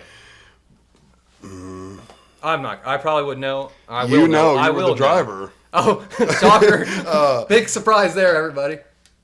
Someone stepped out and was like, "Hey!" And Dalton jumped in the car, and we took off like bats out of hell. I can't say what we were doing, but I know what we were doing. Okay, but I'm trying to remember where. Oh yeah. Yes, I remember that exact moment. Yep. And did you know where we were? Yeah, we were over on that. Okay. Yeah. See, I won't say, but I know where we were. I didn't know where we were. Oh. Like, looking back, I could go there right now. Yeah. But in the heat of the moment, I remember thinking, I fucking hope like Marcum knows where we're at because I'm so spun around. I don't know. It was dark. It was late. That was the same night that I threw up over the Grizzly. Oh, it might have been. Yeah. It was as soon as we got back. It was, yeah, okay, yeah. Was it me, you, Dalton, and Creed? Yeah, okay. That's funny that you thought of that story. Yeah. Yeah. I forgot it was that same night. But, yeah, dude, I'll never forget the guy yelling, "Hey," Dalton doing his thing anyways. Dogs barking. Yeah, hopped in the car, and we just took off.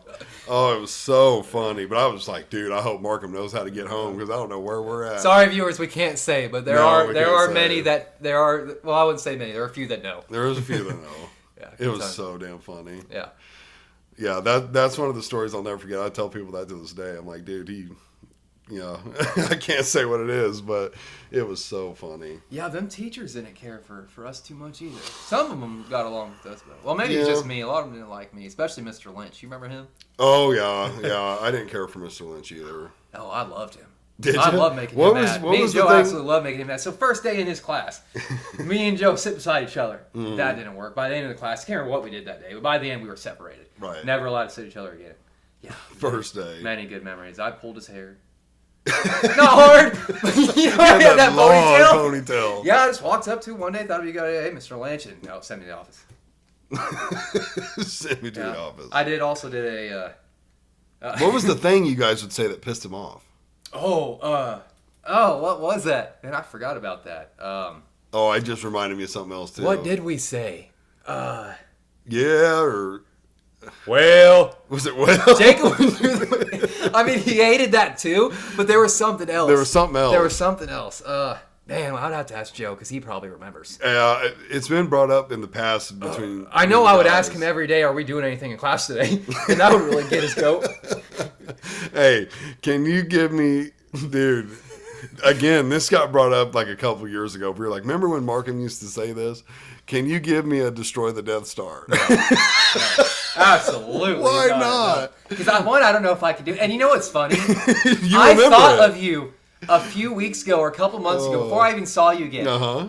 And I remember the Death Star thing, and I swear to you, I did this. I did it to myself as I was sitting there just to kind of relive, see if I could do it. I did it, but I just thought of you laughing as I was doing that. I was like, that was one of the greatest things. Dude, I remember you doing that all the time. Yeah.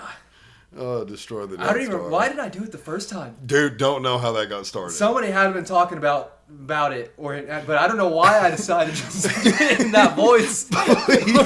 Please try it, Marcum. It was so because good. it's embarrassing if I don't get it right, and your viewers are just doing that's just. All it is, you know the words. Give yourself a warm up. Yeah, I need a couple minutes. Bro, it used to crack me up when you would do it.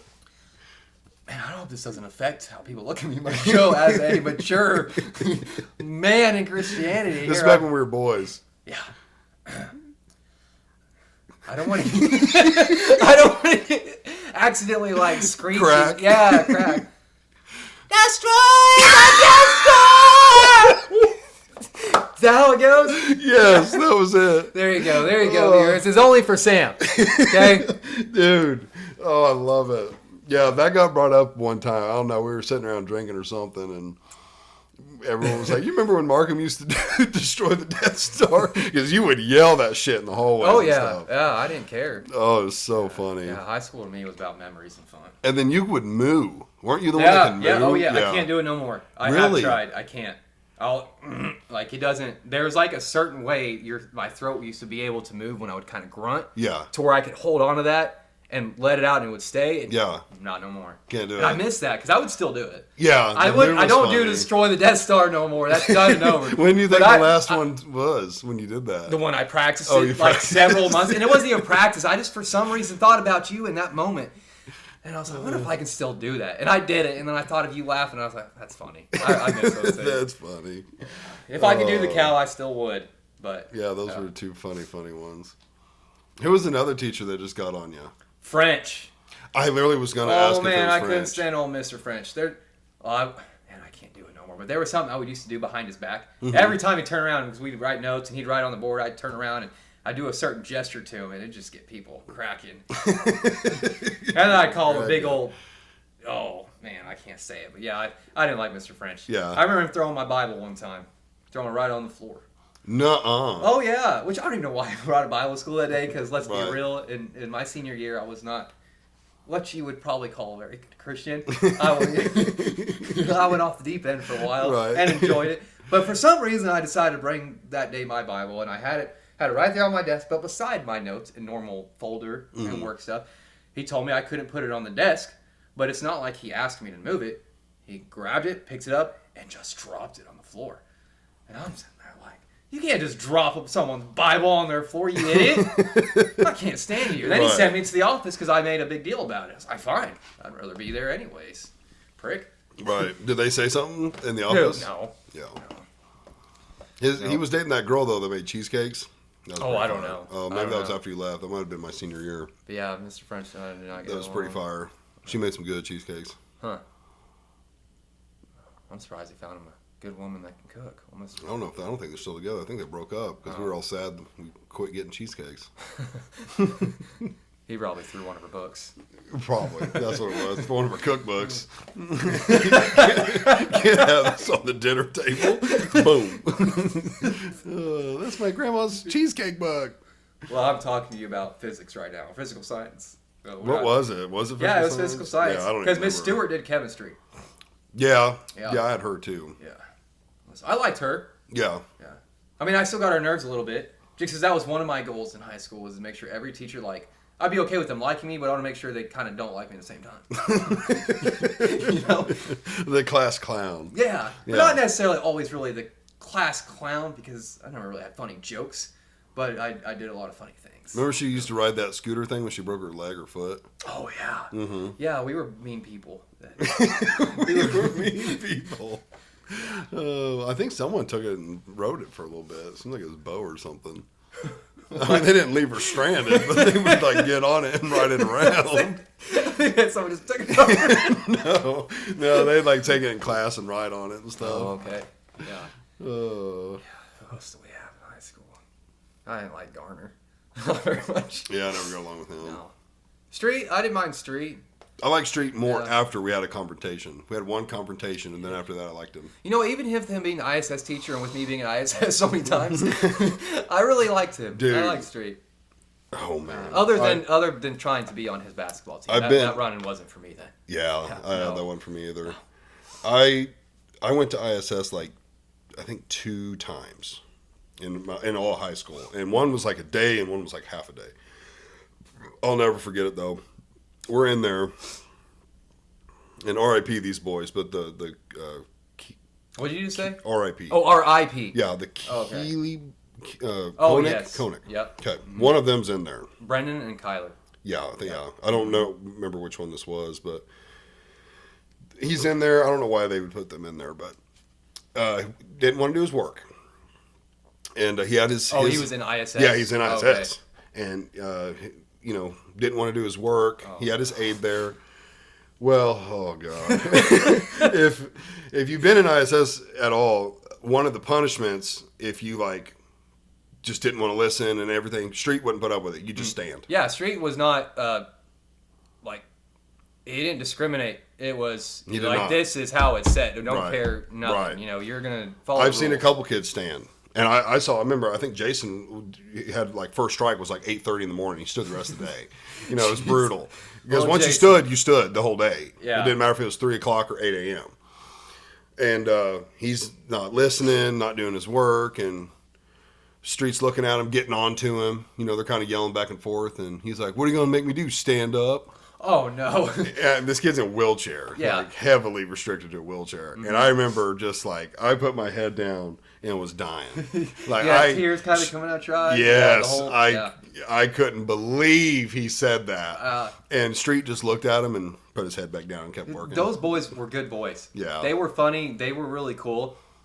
Yeah, I mean, it doesn't surprise me that he said something like that. That's the humor he had with him. It was brutal. He's like, "What are you gonna do? Make me stand up? Come on, I'm gonna do whatever I want." Yeah, dude. Honestly, that's really cool. There was no comeback from Street either. No, I bet not. What's he gonna say? Yeah. The power of Christ. Okay, this boy will stand. You're an idiot. Oh, it was brutal though. Yeah, he had nothing to say. No, it's been Street. Yeah, you're kind of out of options at that point. Yeah. I can't make this kid do anything. Right. The only option is to have him leave and not be in my ISS. Right. But then it kind of takes away from how do you He just didn't do anything. What I hated about ISS is having to stand up to write that stupid paper. I did. Yeah, I do remember something about that, about a paper. You had to start out writing a paper and stand up while you wrote it. And yeah. I can't remember how many words it was. I think it was only 400. It wasn't too much, but I mean, don't plan on sitting down in 5 or 10 minutes. Right. Maybe stand up for a little bit. Yeah, I do remember that. I forgot about that part. Because the first time I went in there for the second half of the day, I don't think we had to do that. And then Miss D pulled us out. She was like, "This is ridiculous." And it almost like he would change the. Oh, he probably didn't, but it felt like he would change the temperature settings. Because when you go there and you start standing up and you're writing, it just feels like it's hot. You just grinch like that's on purpose. And then when you're done, you sit down and I feel better, nice and cool now. Then all of a sudden you got that sweat. And it's like, man, why did it get so cold? I'm freezing now. What is going on? It's like a whole freaking He's playing mind games in there. Yeah, something. Yeah. Nicknames. Had a lot of nicknames in school, too. Nice. What were they? Oh, see, Larry Bird, Fatback, J-Mac. I remember J-Mac. Oh, there were some other good ones. Yeah. I do remember J-Mac. High school was something. It was fun times. It was more simple, and I don't know. It was a lot more simple. We just had fun. Yeah, it was a lot of fun. I think a lot of people take it for granted and don't realize how fast it goes because it goes quick. Yeah. It goes so I remember my freshman year, I didn't go to summer camp for football. Oh yeah. I worked instead. Mm-hmm. And I remember getting to practice the first day, nervous. The junior seniors were quite. I mean, I was a big kid, but it was like men and boys. Right. In a couple years gap, you grew up a lot. You're talking about Chance Chapman, Curtis Palmer, Nick Prescott. Yeah. Would just hit you for the fun of it. And I remember we were going through the chutes with Weatherly. Mm-hmm. And just getting exhausted. And they had us over there in the dirt. I mean, it was like a dust bowl over there. And the upperclassmen were getting tired, so they would grab us and put us in front of them. So we would do 2 to their 1. Mm-hmm. And I remember turning to Dalton, and I was like, if I have to go through this chute one more time, I'm quitting. And I was 1 or 2 people back from going, and Coach blew the whistle. And I was like, damn, they got lucky. 'Cause I Dude, was those about to practices quit. got rough for us. 'Cause Yeah. Have you seen the field now? Mm-mm. Dude, it's nice. It's Really? all green. Yeah, it was All dust. green. There's no dust there. It's pretty. And I seen them out practicing, and I was like, man, that must be nice. Yeah, we We had freaking dust. dirt, dust, Yeah. rocks. So when you hit the ground, it wasn't Yeah. soft and fluffy. And they'd make you hit the Hawker would make you hit the ground on purpose, or Mac, or any of them. Those Right. stupid, what were they called? Burpees? But it was burpee runs. Like you would sprint and Oh, just yeah. drop. I think it was Hawker that did that mostly. Okay. You would Yeah, just, we didn't do that. 'cause- oh yeah, I'd get it for punishment, detention or something. You'd go, and then when they blew the whistle, you literally had to fall on the ground. Right. Get up, go again, blow the whistle, fall on the ground. Freaking brutal. Right. I hated it. Yeah, because it was rocky. Dude, I hated football so much. The only thing I liked about it was you guys. And like the funs we had at practice and not being serious And about the it. bus And rides the bus and- rides. yeah. Yeah, that was the good part. Yeah. Even the games sometimes, because we'd be kind of dumb on the sidelines. Oh, yeah. Like Do you when we remember weren't when playing. Dalton got blamed? And he still says this day he didn't do it. I don't know if he did or not. But when Fitzpatrick, when she told the cheerleading coach, Mrs. Fitzpatrick, remember, Mm-hmm. she told, or somebody had yelled during our game, shut the up to the cheerleaders. Oh, that Do you was remember him. that? Was it? Mm-hmm. Oh. I'm almost positive. See, yeah, I don't know. Dude, that's just crazy. Yeah, I'm almost positive that was him. Who was it on the way to the Skyline game that pulled their pants down and mooned? Was that him again? That did that? also sounds like Dalton. I think so. Dude, we all did such stupid, funny things. I can't believe Who it. was puking out the window one time? Of the bus? Yeah. We had like just got to the high school, I think from Skyline, and they were just blowing chunks out the window. It was all down the bus, and Oh, I don't know. I think it was. who all are I good. feel like it was Bo. I think we were might have in the been. back dipping. We would dip on the bus. Yeah. Especially on the way home, it'd be dark, and we'd all be back there passing the can around, and we'd have spitters and shit. And coach would come back there, and we're like hiding the spitters, and Which I don't think they really cared Nah, anyways. they wouldn't care. Not like, and Harold probably wouldn't care anyways, because he drove us sometimes too. yeah, Harold did care when I did one day, because I was an idiot about it. you dipped. Oh, on his bus? Yeah. Yeah, to Votech one day. But Okay. it wasn't a football thing, and it was senior year. Right. Well, I had seen Jason dip on there many times, Mm-hmm. but he never had a spit bottle. Right. He'd So sit I on would the just floor. watch him like, yeah, he's just been on the floor. But it wouldn't be very often. I'm like, man, how do you not get caught for that? How is it not a puddle? Well, and this was at a time where, when we had cans of chew, it wasn't like now where we have a can every day if you chew. Right. It was like you have one 2 days, for every 3 days you'd get a can. Yeah. So it was precious. Right. So when you could get one, you're taking one. Mm-hmm. Well, I was able to get one from somebody, but they didn't have a bottle. I said, well, I'll just do what Jason does. So I'm sitting back there, and I'm spitting on the floor, and I get out of the bus, and I walk down the steps, start walking toward the Votech Center. Harold's like, and he screams, Marcum, get back here now. I was like, oh, great. And he was like, you're going to clean that up, or this is going straight to Garner. And dude, he was shaking. He was Nuh-uh. sweating. And I'm like, oh no. So I had to take my shirt off. He didn't have paper towels or something? No, he didn't.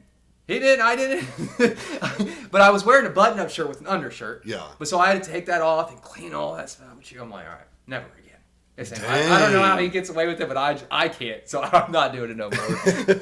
You have to clean That was the up. most mad I'd ever seen him in my life, and I don't blame him. I would have been mad too if some idiot kid was I spitting wonder what made chew him on go my back bus. there and look at it. That's the thing. I think someone probably ratted me out. Right. Probably. That makes Because sense. a lot of times when I got ratted out back then, it wasn't because somebody necessarily didn't like me. It's because they wanted to watch Marcum get in trouble because it was hilarious. Right. You know? They just wanted to watch it go down. Right. Oh, that's awesome. Yeah, I do remember Jason doing that. And yeah, they never said nothing. Yeah, to him. he was so good at getting away with it. I miss That's- old Jason. Yeah. Yeah, I'm trying to think last time I saw him. I think I ran into him at Casey's one time. Okay. Yeah. He's living the dad life too. Yeah. Yeah. Which is good. I like that. Yeah, and Smith is, and Yep. Dude, I think what's Garen doing? I don't think Garen's got any kids. Garen Cantrell. I don't know. I have no clue. We used to hang out a lot. Me, him, and Smith. We'd go fishing and stuff. I think I've told the camping. Yeah, I think I told it was Smith on here when he broke his window. We went camping. Did we ever tell you that story? When you broke his window. Well, I didn't. He did. So we went camping like 3 or 4 times. We do it like every year. Mm-hmm. And we took his truck one year. We put all of our shit in his truck, which Garen had like 3/4 of the bed full of camping equipment and grills, and Smith had like a 30-pack of beer and a Walmart bag, and then I had like a duffel bag. Everything else was Garen's. Like he brought everything, the tent, everything. Nice.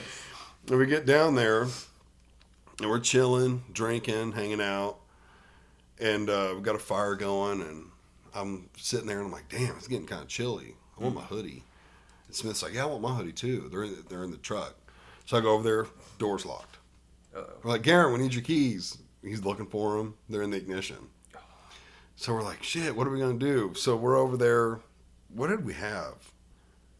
I think the only thing we had was a hot dog poker stick, like where it wise, Yeah. you know? Yeah. And so Garen's in there, you know, I think he tried to go in the door the first time, couldn't get it. Then he's like, well, I'll go along the glass and try and like, you know, wiggle it or do something. And he's sitting there, he's kind of prying on it. Smith's like, I don't know if I'd pry on it like that. And just exploded the window. And Smith and I are dying laughing. Oh, I can only imagine. And Garen's pissed. Yeah. Not saying a word, straight face, just goes and sits down.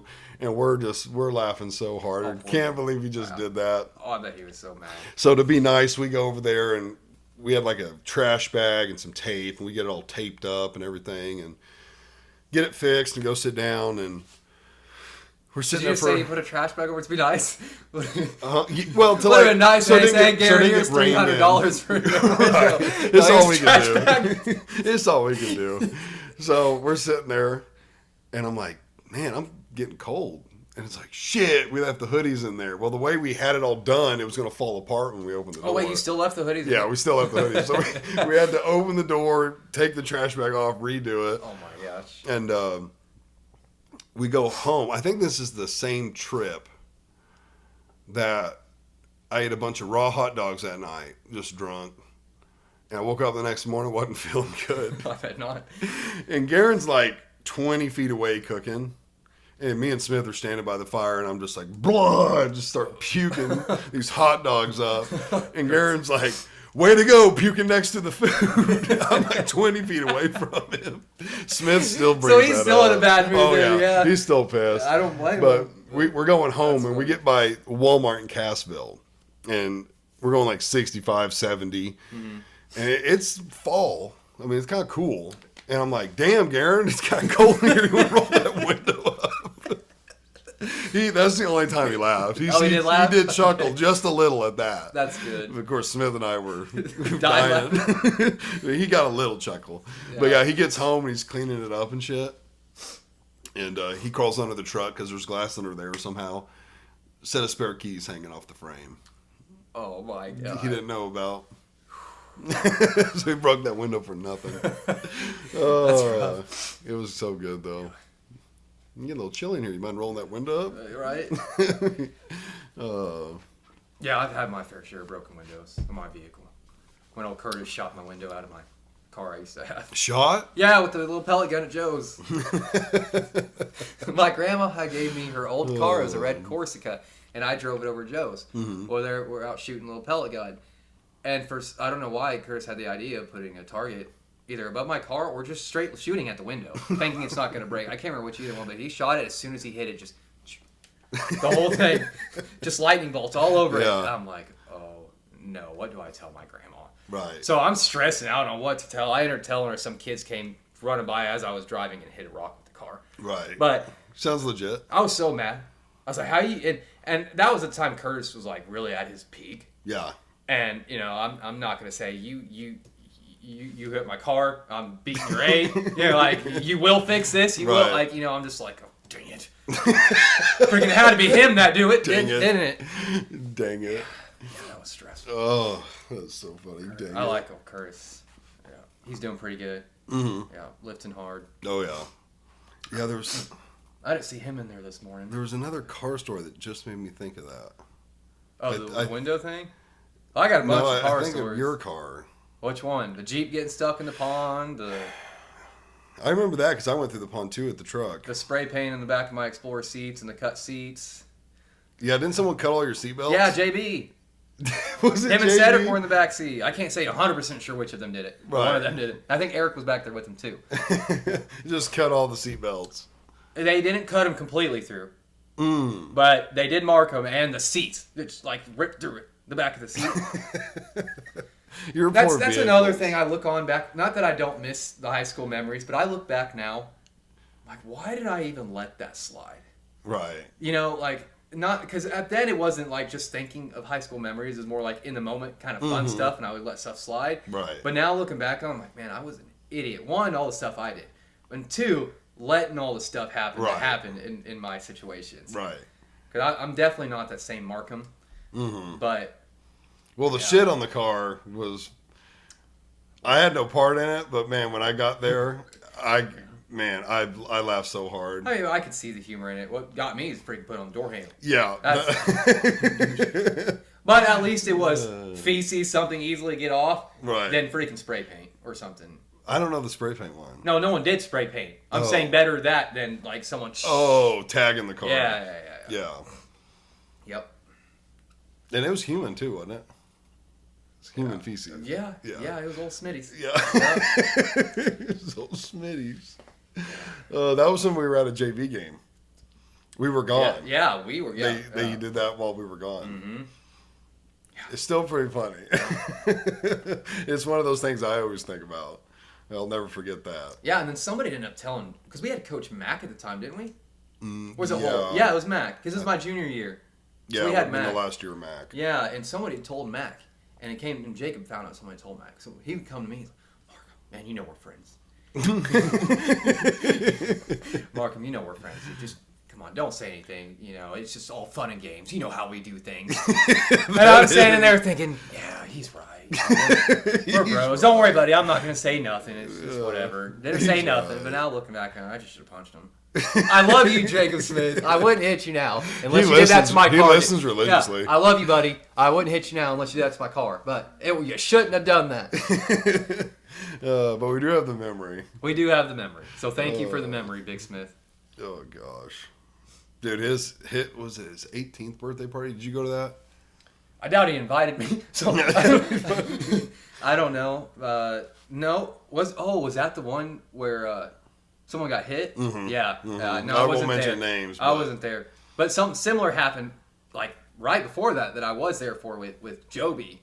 And that kind of same situation a little bit. Not as intense, but wait, at the same party you're saying? No, not same party, but it was at Jacob's. And it was a similar situation. Yes. Same people kind of thing. Yes, I heard that one as well. Yeah. That person, was he at the other one? I don't know. I think he was, but he was like, yeah, he did that to me one time, and like we started yelling at each other, but because he hit him in the chest. I don't want to say names, but well, yeah, no, I know, but the one was guy it the part hit with you? The one? Mm-hmm. Oh, then no, it wasn't hitting the chest. It was slammed on the ground, like on the back. Oh. Like, I mean, I can't remember if there may have been a push at first on the chest pretty hard. That's not how it ended. Oh, okay. It was pick up, slam. Oh, okay. See, I wasn't aware of that. It's back pain for days, he said. Well, yeah, he had mentioned something happened between them after the other thing had happened to the other kid where he got knocked out cold. And he was like, yeah, something just happened like that not long ago. And I was like, holy shit. It was getting wild. Yeah. I remember me and Bo was there. I'll say his name. We watched it happen and we just like hid behind the car. There was a car in the garage. We just dug down and hid. Yeah, because I wondered. I was like, man, what were them other guys doing when that happened? Like, we watched it. I watched it. It was me, Bo. I don't remember the other person. Yeah, I don't remember who was, because there was the guy walked in. Mm-hmm. It was the two guys on the front of the car, and then Bo and I on the back of the car. Mm-hmm. The one guy got knocked out unconscious. I don't remember the other guy, and then Bo and I were just like, Yeah, because I wonder what your guys' initial reaction had to be, because I know if I was there, stunned. I would have just not only been stunned, I would have just been like, am I next? There was no reason for it. Yeah. He was like, what's going on, man? And instead of being dapped up, he took a right cross to the face. Yeah. People make mistakes. Yeah. Unfortunate mistakes. We don't like those mistakes. Yeah. Sometimes those are a little more, but it was wild. But you'll have that. It was very wild. I remember it vividly. Yeah. I'd be like, man, am I next? I'm not saying a word. I'm going to hide with the dark. Yeah. Dripped into the dark. Ducked behind the car. We're like, we're not here. Yeah. Crazy shit. Did you have any other topics? Um, You got time for a little more? About just a little time. I don't. Well, what do you think of yours? What do they like to hear? What's in your the list? They don't really listen to faith much on your podcast. We won't get. I've covered that. You know, do? I've had I've had a priest on. That was the only. Have you really had a priest on? You? That was the only podcast where I actually prepared and like had a written list of questions. Normally, I just come in here, kind of knowing what we want to cover, and just kind of going with the flow. Yeah. Maybe we'll do a little research. Like I've done some political ones where I had the computer open and was reading stuff, but most of it I just go with the flow, wing it. That's how I like to do it. But I've had a guy on here give his testimony. Oh, really? So I mean, I've covered that. I've covered religion a couple times. Well, I'm not going to get into like testimonies or preaching at your audience or anything, but I mean, we can talk a little bit about it. Like, what are you? So, Maddie, she's Catholic, right? Are you Catholic too? Then? No, you're not. So does that affect your guys' relationship in any way, bad or good? Yes and no. I think it used to more in the beginning. And this doesn't have to be personal. This is just a broad kind of thing. No, I think it did more in the beginning. But not so much now. There's definitely things that they do that I don't agree with or practice myself. I would say her and her family, from my viewpoint of what I see other Catholics, are a lot more serious, Christ-driven.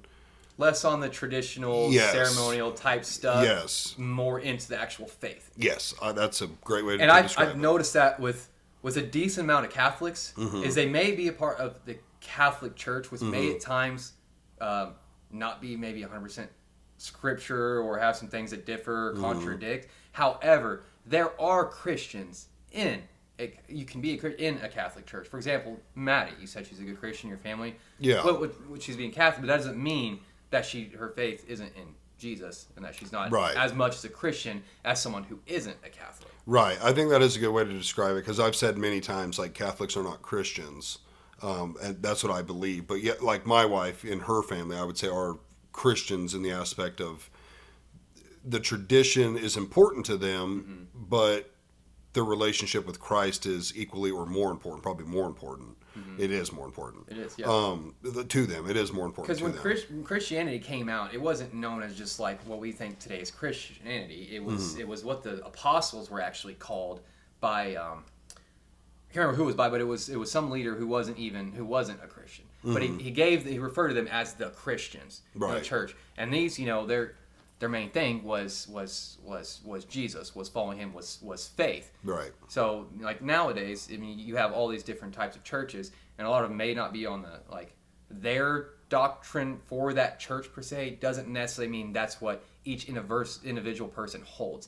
They may just like still going there because they built a community in there. They have friends in there. Right. They want to, and there's nothing wrong with that. Unfortunately, yes, the Catholic Church has done some terrible things and does a lot of things that are not scriptural. However, there's a lot of Baptist churches. There's a lot of non-denominational churches. A lot of Lutheran churches that do the same thing. Right. That's where you get to where it's your personal relationship and how you, actually... The last guy I just had on the pod, we actually dove into that. Oh, really? And it was like, it's because he was having a hard time like finding a church, and it's like, well, because he wants to find somewhere to take his boys and stuff, but it's like, you got to get your relationship solid first, because I was like, you're never going to find a church where you agree with 100% of what they all say. Right. Like, there's going to be something, even if it's minuscule, that you're like, okay, I don't see it that way, I don't think that way, but like overall, I like this church and I like the people here. But if you're looking for perfection, like everyone's interpreting it the same way. The only true perfect church hasn't arrived yet. Right. You know what I mean? That's there will be the perfect church one day, but it's not coming until the king comes back. Right. Kind of thing. The closest we can get right now is the Church of Scientology. Yeah, something like that. Something like that. No, I said there's good people in all churches, not that one. Probably not that one. Probably not. That's not really a church. Oh, I'm just kidding. There may be one lost sheep in there. If there is, hey, you need to get out of there. If you can. If they'll let you, send us an encrypted message. It just says help me backwards. Yeah, that's what I don't know a lot about, but I've heard like it's weird, very shady. Yeah, I've heard a lot of celebrities in that kind of thing, and yeah. So that's good that you guys have. It's not as kind of a with you and Maddie over here. Nope. That's like I go to mass with them almost every Sunday. Now so mass is just that's what they call their service, or is that a special thing? No, that's what just they call their service. Okay. Yeah. And then Lent is like the thing they take from fasting or something. Like they choose that's something that's to the not. season of Passover. Oh, they do that during Passover. Yeah, well, it's like what is it, a month or so long, maybe 40 days, something like that. Man, I feel awful. During Lent they're supposed to give up something. Yeah, I need to study. And I've heard Christians do it too. They'll give up something during Lent. That was something I never did, growing up as a kid or nothing. But like if you're really big into video games, you wouldn't play games for a month, or it can be different things. It doesn't just have to be things you like. It can be like bad habits. Yeah. Like somebody was like, yeah, I'm not cursing, during Lent. Like I have a problem with cursing, so I'm not saying those words during Lent. And that is one thing because I have never heard of Lent other than associated with Catholicism. Yeah. And with what we're in, like compared to the past, how the world is now. That's actually I kind of like the whole Lent thing because it's not just based solely on fasting from food. Kind of like what in Christianity back in the day, way far, a lot of them, and of course in Jewish and Judaism, like fasting was strictly just kind of a food thing. But it's kind of cool how Catholics in the world we're in today with phones, TV, gadgets, video games, all this other stuff, to where it doesn't necessarily have to be food. It could be something that you struggle with a lot more. A lot of people give stuff like that away. Maddie's done that multiple times where she'll like give up Facebook, for the whole month. Very cool. I like that. Yeah, I mean, it's a good thing. She's asked me before, like, if I wanted to do something, and, I definitely don't see a problem with people doing that. I'm sure it's good for your faith. It's probably good for your health, your mental health, like, for sure. But it was like, no, that's just something, like, I've never done, but not that I'm against it. Like you said, I think it's a good thing, but... Yeah. Especially for people that, like, they kind of have a lot of bad habits. It's okay. There's many people that got a lot of bad habits. Right. But then they don't have to necessarily take them all off at once. Right. Because, we're not perfect. So it kind of breaks it down where you can kind of maybe pick one thing, and then if you get, once you like really mastered being able to fast from that, then it doesn't even have to be Lent the next season that you do it. Right. It could be like a week from then. They're like, well, I beat that at Lent, so now this week let me pick this other struggle, and it kind of opens up the door for more more changes. Some people, it's even more hardcore. Like I think I knew somebody that they really liked Facebook. Like they were like, oh, I probably spend a couple hours on Facebook a day. Yeah. And they were like, I'm going to, instead of doing an hour of Facebook, like I'm getting rid of Facebook. I'm not going to look at it during Lent. But not only am I not going to do that, instead of the time I would be wasting on Facebook, I'm going to read my Bible. Okay, yeah. So it was like every day for an hour, I'm going to read. So not only did they give something up, but they added something. Yeah. So they kind of like doubled down on it. So there's definitely good habits that can come from it. Yeah, very cool. And then some people just give up like soda, like they're like, I'm not going to drink soda, but it's still something. It is still something because I've seen, like, I've had family members before that would just, I'm talking drinking 10 sodas a day. So there are people that really is, it may seem like a little thing, quit drinking soda, but there are some people who really, they guzzle it down. Oh, I can be that person. You can be that. Oh, yeah. Can be. Since being more health conscious, I don't drink. Like typically, I have one a day, and it's like at lunch with my lunch at work. What is your go-to soda? And do you call it soda or pop? Soda. Okay. Yeah, soda. I don't discriminate, bro. Like I like any and all. Mountain Dew, Dr. Pepper, Coke, Pepsi. I don't discriminate. There you go. I see races, but I don't see sodas. You know what I'm saying? Wow. No. His views are not necessarily my views, and I have to say that. I have to say that. I'm joking. I have to say that, but I'm joking again. No, man, like if I had to pick one forever, damn, that is tough. I feel like I would regret it if I didn't pick Coke. Coke. Okay. It's got the harshest bite. If only they made it like they used to, you know. Right. Then it'd be even better. That'd be my favorite then. It'd be my favorite. I'd start drinking it then. I'd pick it up. I wouldn't be near as health conscious. Like, just give me one of these. Little tongue candy. I'll have all the energy in the world to work out. Uh-huh. That is my diet now. Just Cokes. Yeah, I'd probably pick that one. Okay. But yeah, that was always my struggle. Yeah. Because I was the same way. I mean, I could drink tons of soda, like a 2 liter a day, no problem. See, soda was probably the easiest thing for me.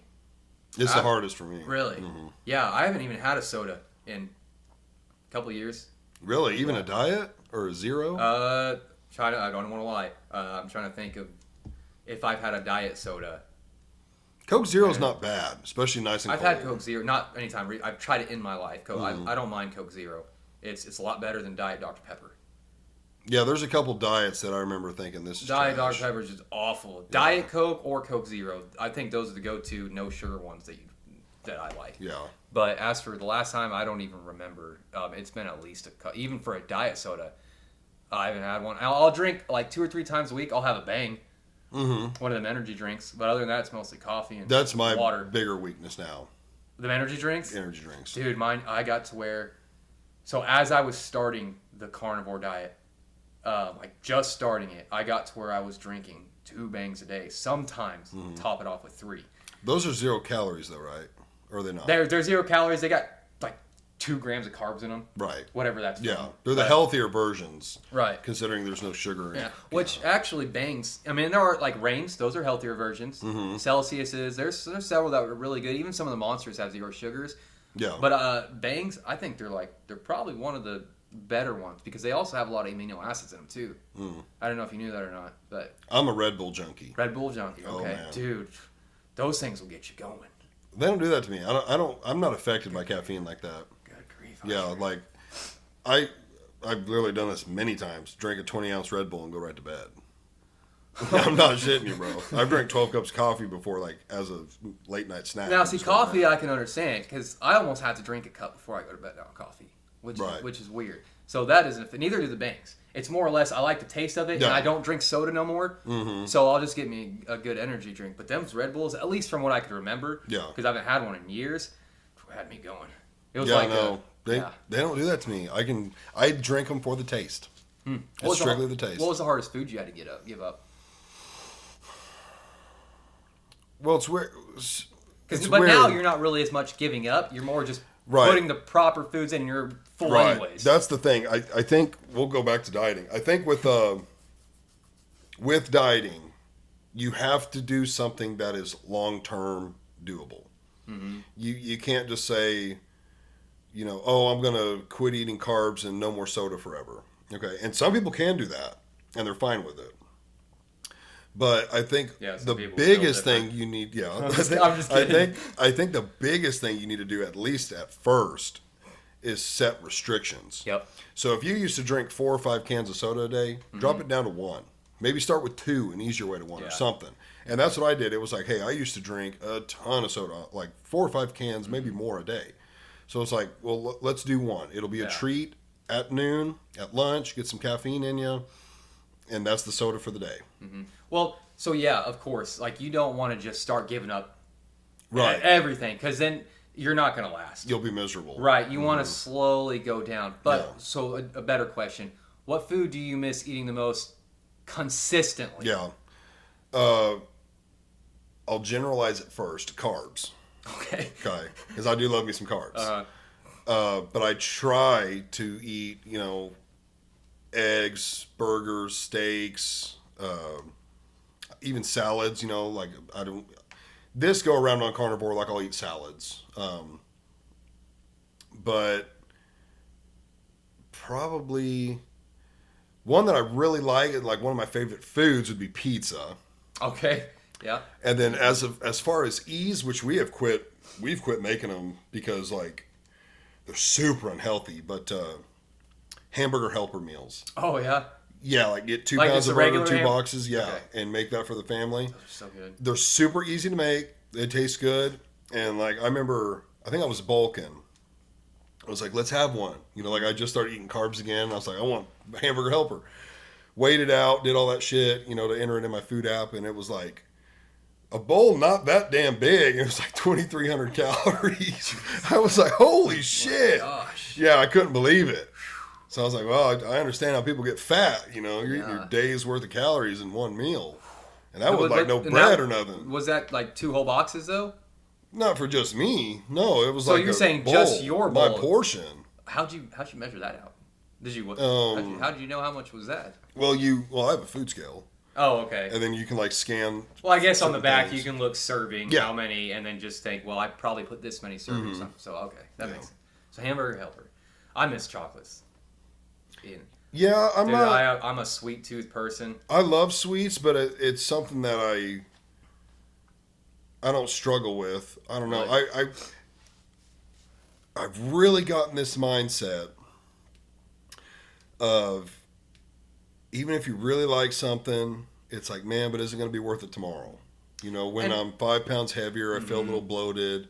Yeah. And it's like, now I got to, do the whole work week again and get that weight back off and lean out some more. It's like all to have, 6 pieces of pizza. Right. It's like, I'll just eat 2 and be done. So it's not like, oh, you just can't eat this stuff anymore. Yeah. And Well, when that's I'm, also when I'm where dieting, portion control comes yeah, into place and that's too. a big thing. Because portion a lot of control. times you can get away with, when you're on a diet, sometimes having a pizza or having a brownie. Because you're just eating one little pizza Yeah. or just a piece of a brownie, just Right. a little brownie. The issue is when you have one and you're like, oh man. And you just Then you have that's 3 good. more and you break out the ice Then cream. you eat the and- whole brownie. Then you're like, oh man, now I'm craving something salty. So now you're getting chips. Yeah. Yeah. It's the control. Yeah, if you can learn the self-control, it goes a long ways. And I've also learned how to crave and get rid of like wanting chocolates and stuff like that. Now I just add a bunch more fruits. And These that work takes- pretty good too. What are those? Nicotine. Oh, those pouches? Yeah, I mean, I still dip, but like, I don't know, man. The last probably like 6-8 months, basically here at the house, I just do those. Okay. Yeah, like I dip at work, but every now and then, like I mowed yesterday, I had to dip in while I was mowing. I always dip when I mow. Did you get your kids started yet, or No, I will though soon. okay, As soon as I hit 4. Mine are already on their way. Mowing or dipping? Huh? Both. What you mean? I'm not raising no lazy non-dippers. Lazy No, dippers I'm just kidding, audience. My children have never had nicotine. that you know of. No, well, I know they haven't. I know for that. sure know they haven't. No, but yeah, those are pretty good. I like those. It looks like blue, yeah, all kinds of flavors, huh? Oh yeah, yeah. I used to just do mint and wintergreen, and then someone said something about the citrus, and I was like, I'll try it. And then I'd had the cinnamon was I almost called it Fireball. The cinnamon, I had it's actually the first time I'd had a pouch. And I remember taking it, and I was like, man, I got nothing out of that. I still feel like I need to dip. And I tried these again. I think it was Zins. I was chewing Zins then. But I tried them, and I was like, my craving went away. Yeah. And I was like, I've talked to some doctors and some dentists about it, and they don't know enough to be like, yes, it is healthier. Not healthy, but healthier. But they're like, it's almost gotta be because Well, it's just nicotine. And there's pouches. Yeah, they're in Nicotine- pouches. Yeah. Well, I mean, I'm not a doctor, but I can tell you those are healthier. I mean, yeah. I mean, 'cause there's no tobacco. any person with, that's common sense to tell you that. One, they're like white probably color. Yeah. So they're not staining your teeth. Right. They're just a little pouch. Yeah. And you're just getting the nicotine, which is a chemical that goes to your brain. Right. It has nothing to do with affecting your jaw, your teeth, your gums. So automatically that's going to make it healthier. Yeah, they just didn't want to be like, yeah, you should definitely do those Right. instead. But Doctors need to start doing that. Yeah. They need. but to they gotta be like, Yeah. because there's no tobacco. But Yeah. yeah, I actually like them. I normally put either 2 or 3 in of the 8s, which I just let my sister try one. And Which one? I don't want to say. Okay, fair For enough. their Yeah, that's fine. their point. That's but, fine. What they think. Bro, had it in for like 2 minutes, had to take it out. Spinning, almost got sick. I was like, well, I don't have 2s. All I got are 8s. But Oh, at the level of nicotine. yeah, this is the top for on 8. And you gave her So, one of those? I gave her one of those. Because I put 2 or 3 in, Sometimes 3 will make me not No, feel I too don't good. know. Good grief. 2 or Yeah. 3 in? Yeah. Like I got 2 in right now. I've had 2 in the whole time. Wow. But sometimes 3 It'll start making me not feel too hot. Huh? Do they not give you a lot of? Do they give you a lot of saliva? No. No. At first, maybe a little. Yeah. But you just swallow. Yeah, they're spitless. I think it. Did it even say something on here about that? Maybe that's like the grizzly ones or something. I don't know. I don't think they're allowed to put you because I don't think you're supposed to swallow nicotine anyways. No, like some of them say it on there. It's Really? like spit free. Oh. Yeah, that's their advertising. Interesting. Yeah, because you don't really need to. At least they're classy. They're very classy. Yeah, I mean that's marriage material, something that doesn't spit. Yeah, they're good though. You still dip or anything? Probably not. Find out on next episode of Marcum Talks Everything. I will address that question. Don't forget. Oh, okay. I like that. Not to, I promise I'm not randomly changing the subject, but I've seen it on your arm and it's been bugging me the past 5 minutes. Could you flip it this way, like where I'm seeing it inside your bicep? What is that? I am machine. Okay, machine. I was seeing that tattoo. I kept saying I am. And I'm like, what? Yeah, I am machine. Okay. Yeah. When did you get that? Oh man, when did I get all these done?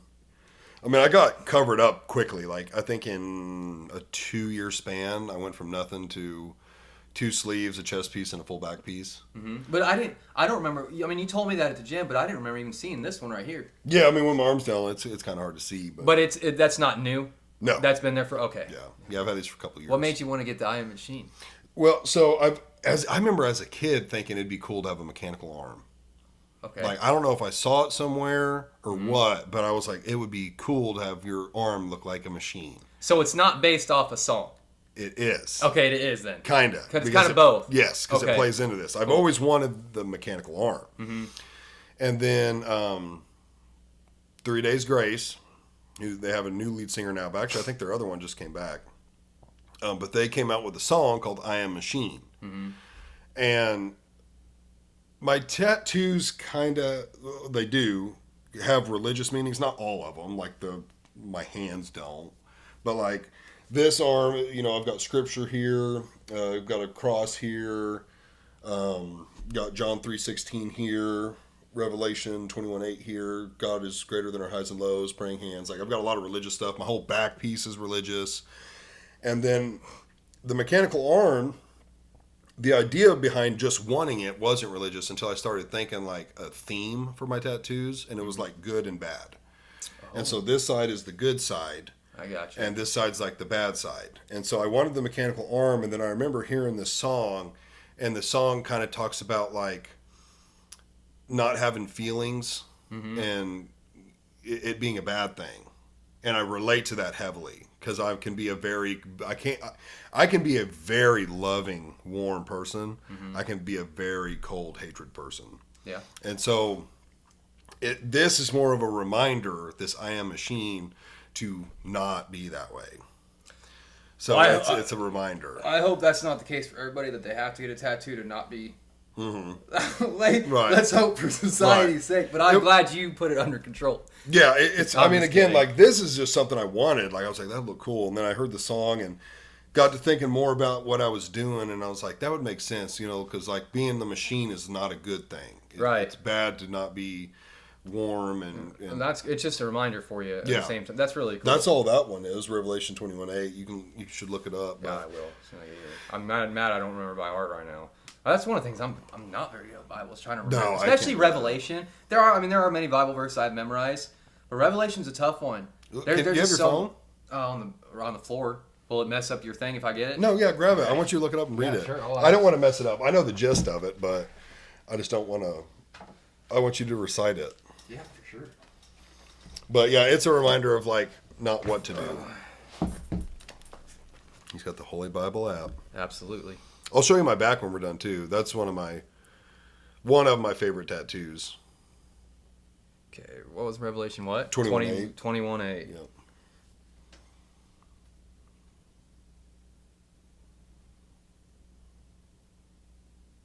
Dang, Sam, that's a hard one. I knew I recognized that first. Okay, I figured. Yeah, that's all right. So Revelation chapter 21, verse 8.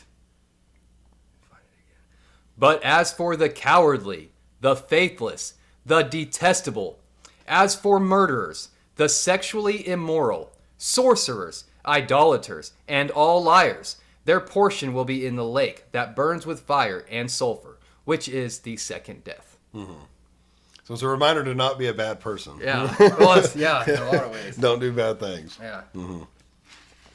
Yeah. His Revelation was like always my favorite book, and reading it. And so I don't remember if I was just looking up stuff or something. And I saw that and I was like, it's a pretty good reminder of things not to do. However, with it being said, a lot of people who've changed their ways have been in that. Oh, yeah. But have a lot of what it's saying is if you're staying in that, then you're just cast down. Yeah. I mean, staying you're in done it. for. If you're staying in it forever. Yeah.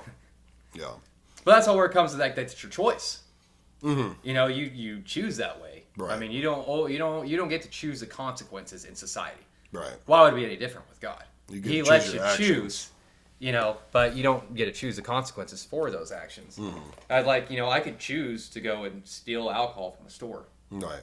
But I don't get to choose to not Is that get to something jail you've if I done? get cut. What? Is that something you did in high school?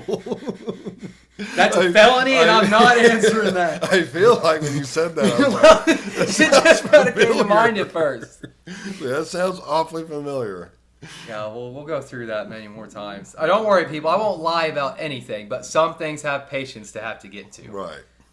It's just a funny example. But- very specific example. Yeah, it was. I'm going to work on that a little bit. Oh, it's so funny. Well, cool. Yeah. Well, what? What were you I gonna was say? going to say, really cool. You got a lot of tattoos. Do you have any? No. No? No. Just not into it? I've thought about it before. I thought it'd be kind of cool to get one, but there's a couple things. It's like, one, I don't know what it'd be, and I'm very Probably something. like I want to say my mind changes on everything, but I can be in a certain place and be in a different place tomorrow. You did tell me you've moved like 8 times. Sam, these are not topics for your Maybe show. you shouldn't get a tattoo. That's my point. Right. And it's not that I want to be like that. I don't know why I'm like that. So for me to get a tattoo, I may think, oh man, this is cool. And then the next day be like, I'm a freaking idiot for getting that. And then just be Right. ticked all day and just be mad. Right. Because then how much it costs to get off. If you can even find a place to get it off. Right. You know what I mean? So, and I think that's about all the reasons. I also I'm not judging anybody for having tattoos. Everybody has their own personal reasons why they don't. And it doesn't mean I'm judging you for having tattoos. I just don't really want a tattoo on my body. Yeah. I'd rather just keep it, all my dirty stuff I've done have been from the inside. I just don't want to Yeah. get a tattoo. Not Well- that came out wrong. No, that came I out. get what I you're didn't saying. mean by saying that. It's not dirty that you have those. Yeah, I know But what I you're at saying. least want some part of me to, just Yeah. not, no. Well, it's a fact. Like, all people with tattoos are going to hell. No, it's not. Whatever. I did not say that, and I don't believe that. I tell people that kind of stuff all the time. I bet you do. I'm like, dude, like, they'll see, obviously, all my tattoos. I'm like, yeah, dude, like, and I'm serious with them, straight face. I'm like, dude, like, anyone with the tattoos is a loser. They're going to hell. And they're just like, what? Because you've always been like that with me. Yeah. Like, they're straight trash, bro. But yeah, I've had no problem with people wearing tattoos. There are many Christians that have tattoos. That it's if you want a tattoo. Like now, Dude, if I've it weren't had- for my old lady, my neck would be tatted in a Really? heartbeat. Really? Mm-hmm. What made you like get into really wanting tattoos? Because a lot of times people that don't get tattoos, they get asked, "Well, why don't you have a tattoo?" Right. But why do you guys decide? Because it's more than you just like seeing a picture on you. Like, Right. I you're- don't remember. Obviously I know my first one. It was this cross, which is nails in the crown of thorns. That's my very first one. I don't remember what happened, but it was just like, I want to go get one. I think some of it was curiosity, just to have one. I don't know. I guess I've never even thought about And your that. conscience has never, made you think, it wasn't ever your conscience that caused you to think, maybe give it a second thought, maybe I shouldn't get one? It was never that was never involved?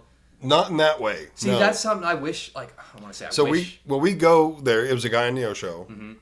And we go to Brahms before to get some food. I was like, I've read you're supposed to be hydrated and eat food. And so we're like getting some food and we're sitting there and I'm like, I'm starting to, bitch out. I'm like, I don't know if I want to do this. Not because of just having a tattoo. I was like, I don't know, what it feels like. Right. it's not a tiny, like it's not that big, but it's big enough to where it's like, what if I bitch out halfway through and then I got like a half done tattoo?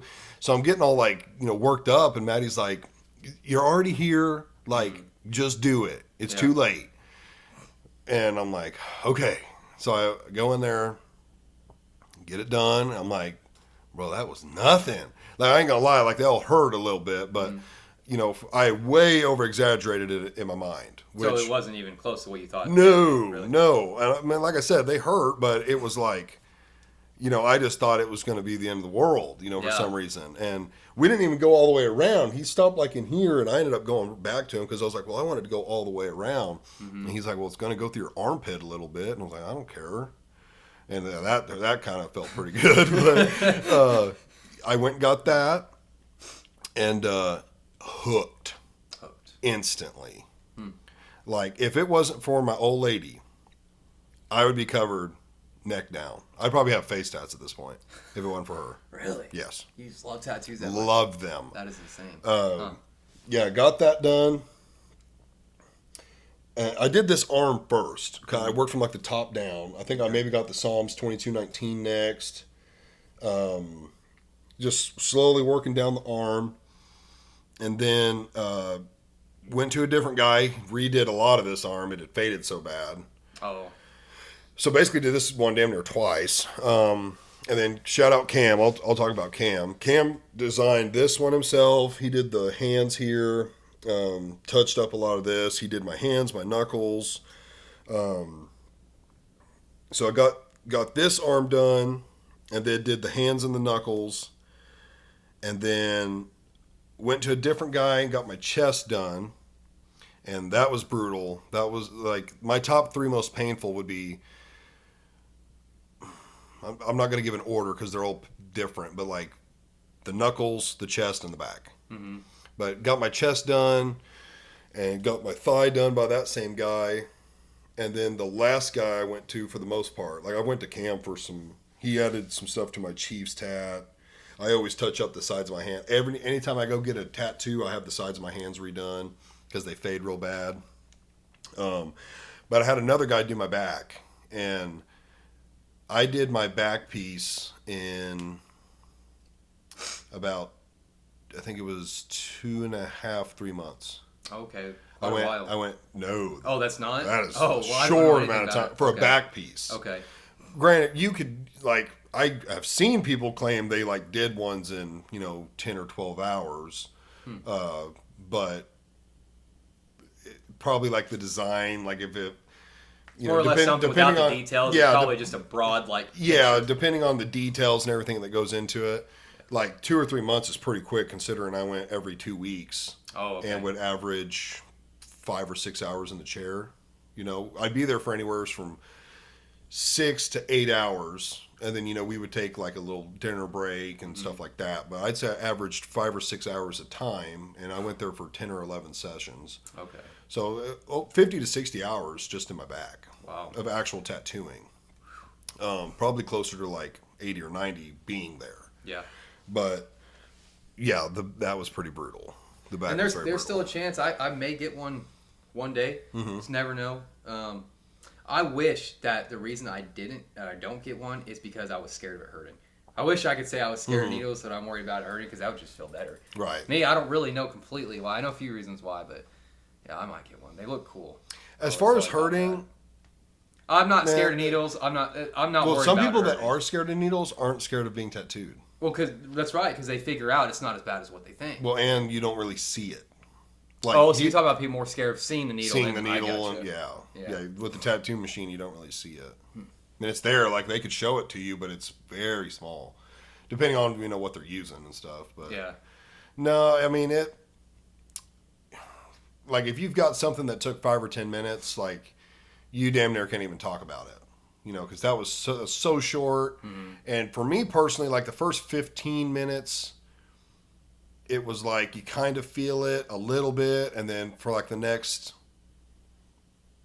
30 minutes to an hour, it's almost numb. It's not that bad. And then once you get past the hour point, it's like, okay, now the shit's actually starting to really set in. Oh. So, like, if you've been tattooed for like 3 or 4 or 5 hours or longer, yeah, you really know what it feels like. Because shit starts getting lot more intense. But like I remember going and getting the back of my hands done, thinking that was going to be brutal. Was it not that bad? So then I was like, well, I'm going to do my fingers. Yeah. Because if the hands weren't that bad, the fingers probably aren't that bad. No. Not the case. I walked into that appointment mistaken. They were brutal. They were brutal.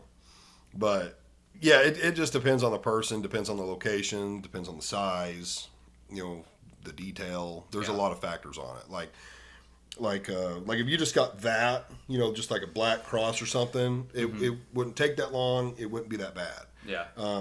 If you got something like on your forearm versus like your inner bicep area, that's going to feel way different. The outer stuff doesn't hurt as bad as the inner stuff. Yeah. Right. For most people. So it just depends. Yeah.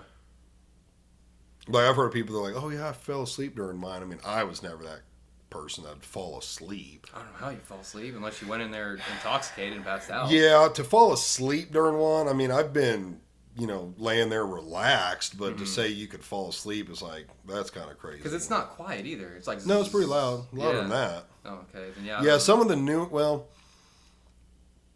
so I think Cam still rocks the old school.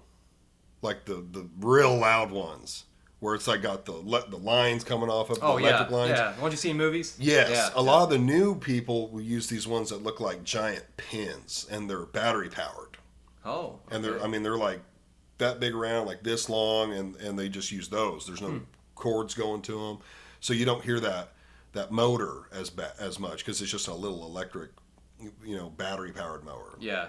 Versus the other ones, like you walk into an old school shop, and it's just that vibration everywhere. That's all you hear. So I don't know. It become addicting to me. If it wasn't for my old lady and money, because they get expensive. Yeah. I'd be covered head to toe.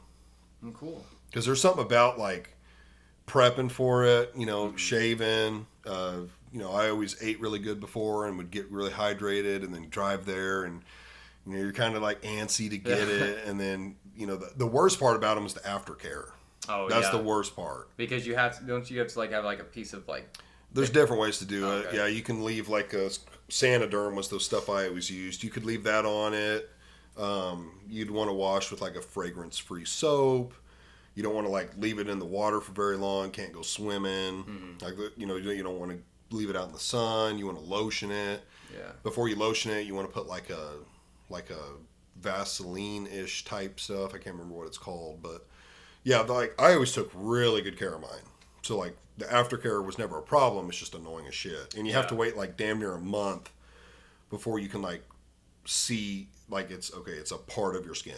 Oh, so it's definitely the first like 2 weeks, like the first day or two, it's kind of tender, kind of oozing shit out, and then by like day anywhere from like 5 to 10, it gets really dry and starts flaking off.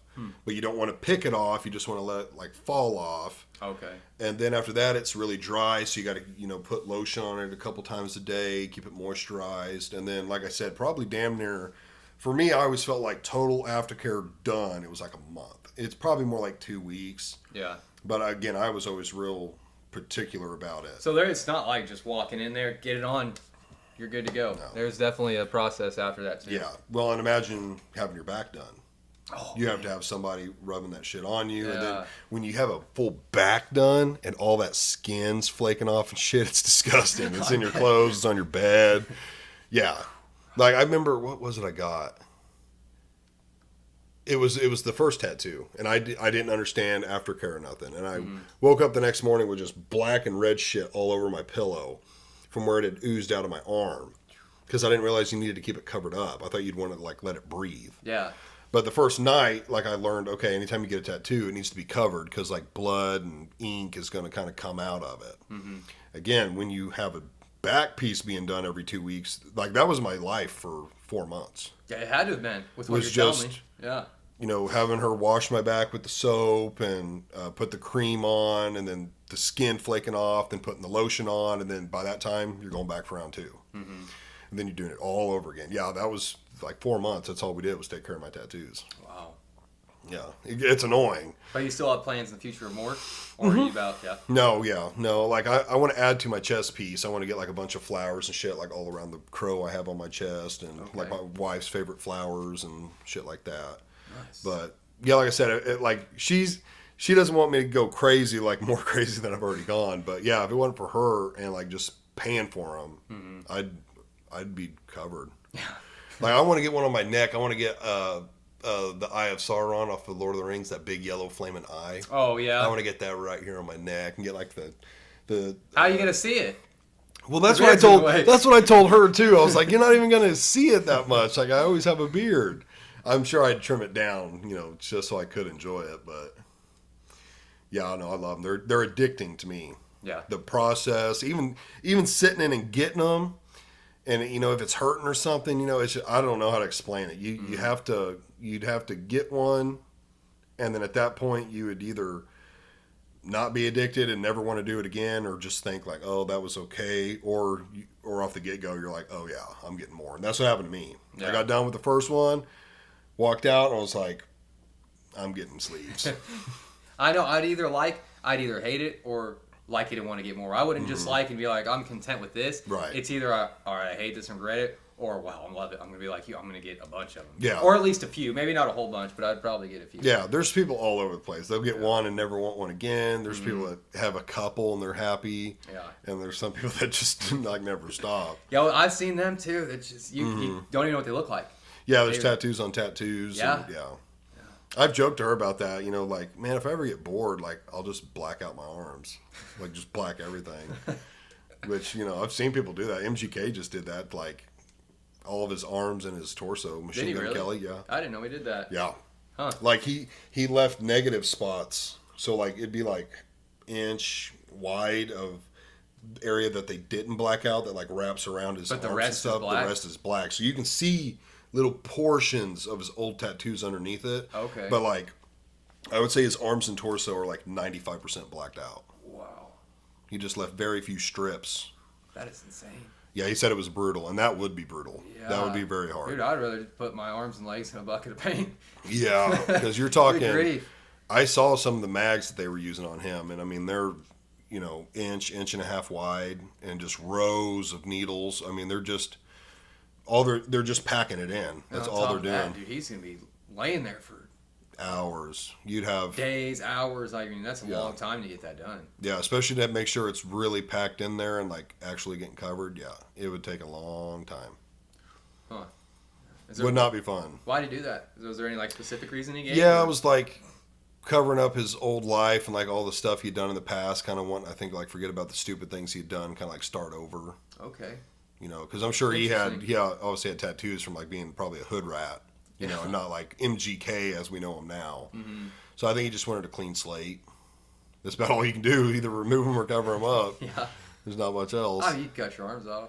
You could cut your arms off Oh, if you're a real yeah. man. Well, I mean, yeah. Well, hey, one more time. No, tell I'm her- not doing this. No, Destroy not the Death Star. Okay. all right. No, I should have asked for that. Tell people where they can find you and stuff, and the you videos sure? that you do. Yeah, Oh, I appreciate that. So everybody, thanks for watching. Big thank you to Sam for inviting me on his podcast at Grizz Nation. My show is Marcum Talks Everything. That's on my Facebook. My profile name is Jacob Marcum. I have a show that's on every night. Sundays are more of just smaller half episodes. And then also that same show is on YouTube at Marcum Talks Everything. So the name of the show, that's my YouTube. Go check it out. They're good shows. They're wholehearted. They're family. They're funny. It's good stuff. Get your news. 'Cause I know there's a lot of news going around. I know you guys want to see them. But yeah. And if you ever want to leave a message on something to talk about, Sam, anybody, I'll talk about it. Why? Because I talk about everything. I love that. No, That's what but I yeah, tell them, too. thank you, Sam. That's what I tell them too. I was I like, I'll talk appreciate about anything. So that's that's fun. Yeah, thanks for letting me address them and let them know about my show. Absolutely. And again, thanks to Sam for letting me be on here. He didn't have to let me do this. I just started doing these videos. I think I'm on episode 16 tonight, so just a little over 2 weeks. So very, very new. So don't expect the greatest content yet, but we're getting there, getting better every day. You'll find that it'll come more natural and easy the more you do it. I remember, probably the first like 5 or 10 of these podcasts just feeling weird, not comfortable, and then the more I did them, like it becomes supernatural. I do things like I don't film my intro anymore with people in the room because I'm still a little weird about that, and sometimes I'll make mistakes, so like I need to redo it. So like after. Oh, so you've already done your intro? No, I have not. Oh, I'll you do it have? after you leave. Oh, I see. Yeah. Okay, that's smart to do. Because then in the intro I can say like what we talked about and right, stuff yeah. like that. So, but I used to do them like before we would have started talking. I would have done it right here. Oh, okay. And I just never liked it. I never felt comfortable doing it. So I was like, well, to make it more comfortable for me, I'll do it after. Because then if you try to change, because let's say you mess up a little bit in what you wanted for the intro, but you did with somebody here, if you cut that out, you're cutting out the conversation too. Right. But yeah. if you do what you realized to do and do it after, then yeah. And those are things that you learn. Yeah. As what you're talking about. You'll learn little tips and tricks and things that you like to do, don't like to do, and it'll become more natural and flow better the more you do it. Yeah. Yeah. Well, this has been great. It's been fun talking with you. It's been a long time. Mm-hmm, I'm still trying to remember, other than Jim, the last time, man, I've seen you. I know it's been years. It has been years. Yeah. I mean, maybe even since high school. Maybe. Yeah. I might have seen you on one of the UFC cards. Probably, yeah. I gave old McGregor a run for his money. Yeah. But yeah, it'll become more natural, so you'll really enjoy it. Yeah. But Marcum, thanks for coming on. Yeah, thanks, All Sam, right. for having me. Guys, as always, you can find me on YouTube and Spotify. We're still trying to approach 100 subscribers on YouTube, so I think we're like 10 or 12 away. So if you're not subscribed, if you're watching from maybe Marcum's people, you've floated over here, subscribe. I kind of do the same thing. I talk about anything and everything. It's more of a podcast form, so I mean, you're talking anywhere from 45 minutes to a 3-hour conversation. Just kind of varies each episode. But if you don't mind, click that subscribe button, click like, share, all that good stuff. If there's anything you want to hear from me as well, leave that in the comments. And well, Max, you already got a shout out, but I'll give you another one, guys. If you haven't already, go check out the King's Lab and his product Hail the Sun. You can use code GRIZ at checkout, and that'll get you 10% off. So go give that a try, and you'll like it. We'll catch you in the next one. Peace.